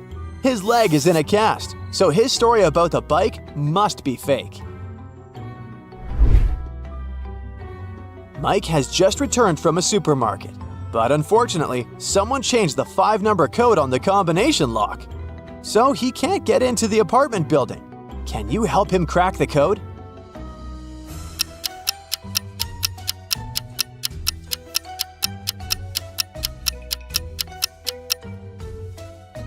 There's a note next to the door. It's a clue. Count the number of elements in each emoji and you'll get the code. 3, 5, 1, 5, and 2. Mike works in a coffee shop. He leaves his phone charging on a table and goes to the toilet. After a while, Mike returns and finds out that his gadget is gone. He decides to question 3 witnesses standing nearby. Ava, the customer, says, Sorry, I've been talking on the phone with my boyfriend. I didn't look around. Another customer, Rocky, says, I entered the coffee shop a second ago. I didn't see your phone, man. And Holly says, Sorry, I was too busy preparing beverages for our clients. I didn't notice anything suspicious. Who's lying?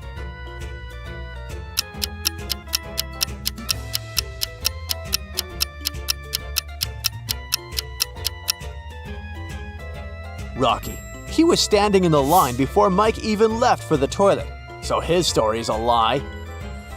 Mike and Meg are walking in the park, late at night.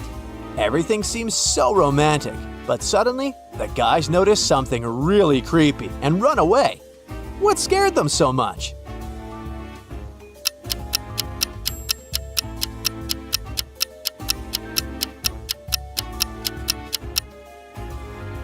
Let's take a look at the trees. The wind is blowing from left to right, but the flowers sway from right to left as well as the clouds. It must be a ghost.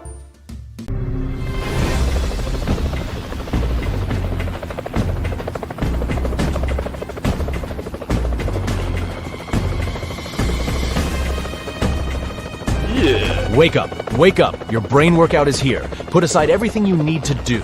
It can wait. Take a few seconds for your mind to concentrate, and let's start. The first riddles are very simple, just to warm you up. But there's one condition. You need to give answers really fast. Now, a brother and a sister were born in the summer and in the winter. The sister wasn't born in the winter. The question is, who was born in the summer?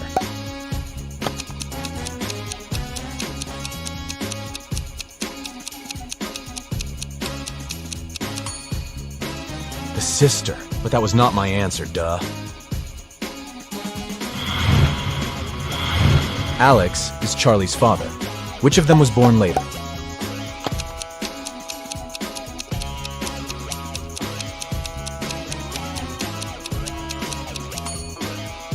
Charlie. He's the son, after all. The giraffe is taller than the lion, but shorter than the palm. Which animal is the tallest?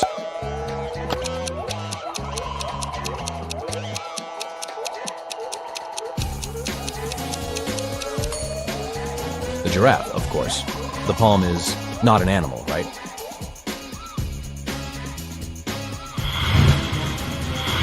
If you have a cube with each of its edges 2 inches long, how many total square inches are all its 8 sides?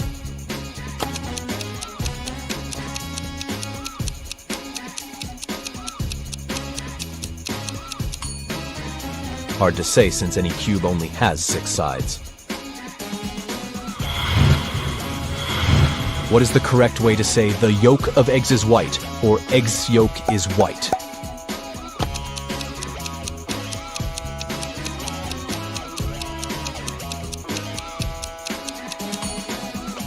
Neither way is correct, since the yolk is yellow.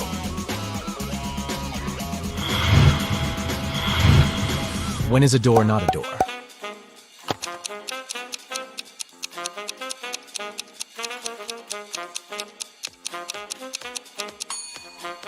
When it's a jar. Huh, you must agree this is a good one. What can't fit even in the largest pot on Earth?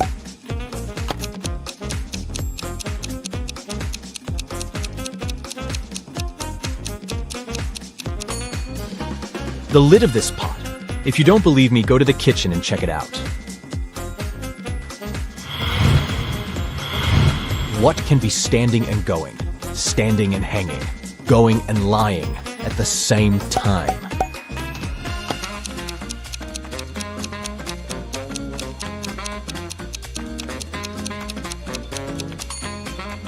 A clock. Now, I've got a different task for you. Look at this picture and try to figure out who is not a teacher.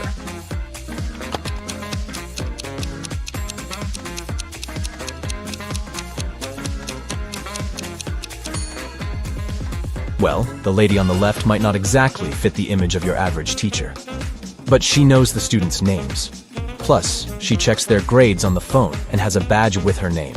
The second woman indeed looks like a grumpy teacher, but she is not.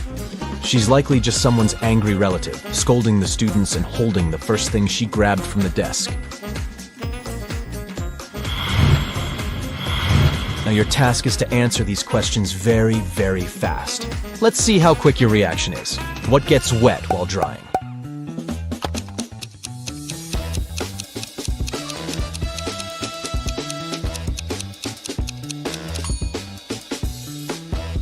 A towel. I'm light as a feather, yet the strongest person can't hold me for 5 minutes. What am I?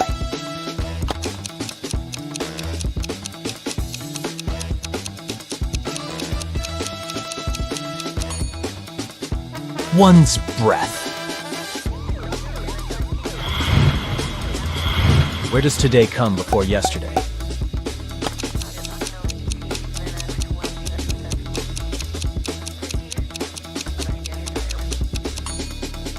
Only in the dictionary. What can you catch but not throw?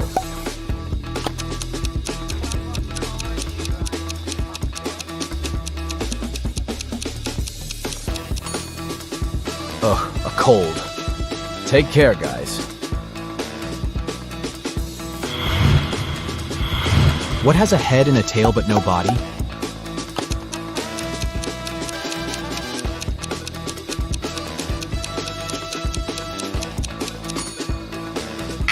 It's a coin. What tastes better than it smells?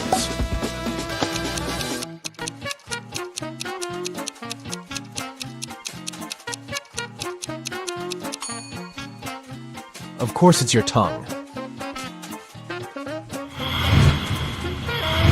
What is 3/7 chicken, 2/3 cat, and 2/4 goat?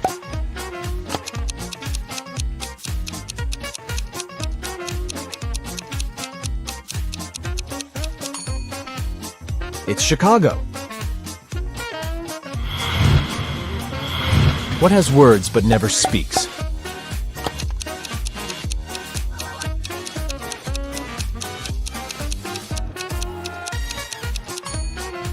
I'm talking about a book. Andrew had been sick for a week, so he asked his friend Jesse to take his books out of his locker at college. But instead of simply telling Jesse the 3-number combination he needed to open the locker, Andrew asked him to look for a small note under his locker. After school, Jesse went to Andrew's locker and pulled the paper out. This is what was written on the paper: 24, 24, 22, 9, 9, 9, 9, 22, 24, 22, 9, 9. Thinking this would be easy, but a little tedious, Jesse entered every arrangement of 24, 22, and 9 he could think of, but the lock didn't open. Realizing there was something behind these numbers that he wasn't noticing, Jesse sat down for a few minutes to think it out. After some time, Jesse went to the locker, entered a combination, and the locker opened. What was the combination?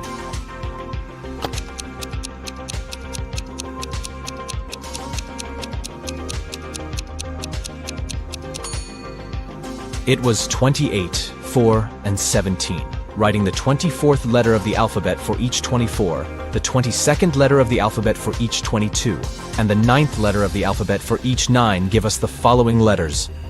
It is now clear that the combination is written in Roman numerals, and the only Arabic numerals corresponding to them are 28, 4, and 17. 3 men were in a store when Susan noticed that a pair of green pants was missing. Look at this picture and try to figure out which of these 3 guys stole the pants.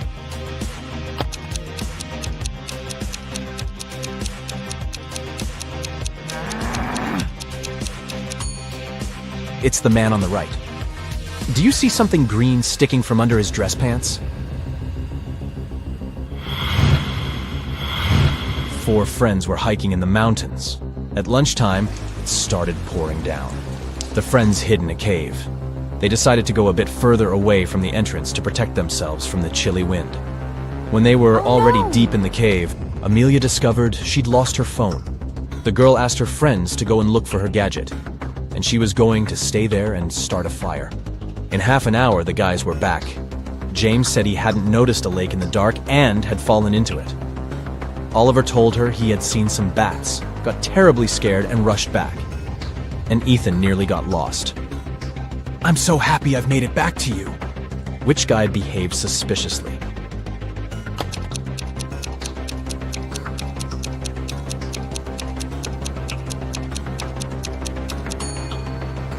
Ethan lied. James was soaked through after falling into the water. But why was Ethan's hair wet? It looks as if he was outside in the rain, but decided not to tell his friends about it. Jackson was going to marry the love of his life, Liza. But one day before the wedding, his fiancée disappeared. Her room was a mess. On her bed, Jackson found a note with several hastily written numbers: 5, 5, 0, 9, 7, 1, 0. Jackson knew 3 other guys were in love with Liza. Jaden was a landscape designer and often sent Liza beautiful flowers. Luke owned a gas station and usually tanked up the girl's car for free. And Asher was a hairstylist and helped Liza with her hair. All of these guys wouldn't be above taking the girl away to prevent her from marrying Jackson. But just one of them was actually guilty. Who?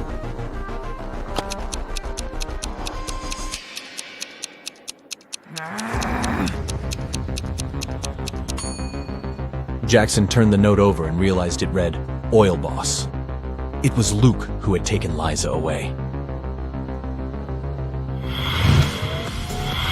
Mr. Lawrence called the police. He said someone had taken his car for a joyride, had crashed it into a streetlight, and had then run away. The man was sure it had been one of his neighbors. The police questioned 3 of them. Ivy answered she had been at work and arrived home only in the evening. Cameron told the police he'd been helping his dad remove old stuff from the attic. And Aaron claimed he'd been hanging out with his friends, eating pizza, and binge-watching the latest series. After listening to all the suspects, the police officers arrested one of them. Who was it?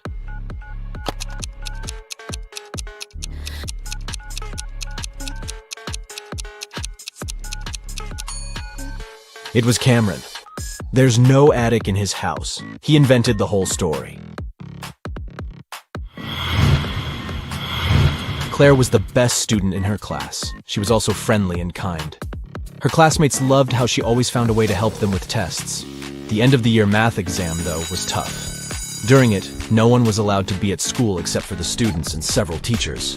Students had to leave their phones in a special locker. It wasn't allowed to talk at all. If students needed to go to the bathroom, they had to do it one by one, and the teacher checked the bathroom after each student. Claire's classmates thought they were going to fail the test. But Claire had an idea. And when the students got their exam results, they saw very good marks. Their teacher knew the students had cheated, but how?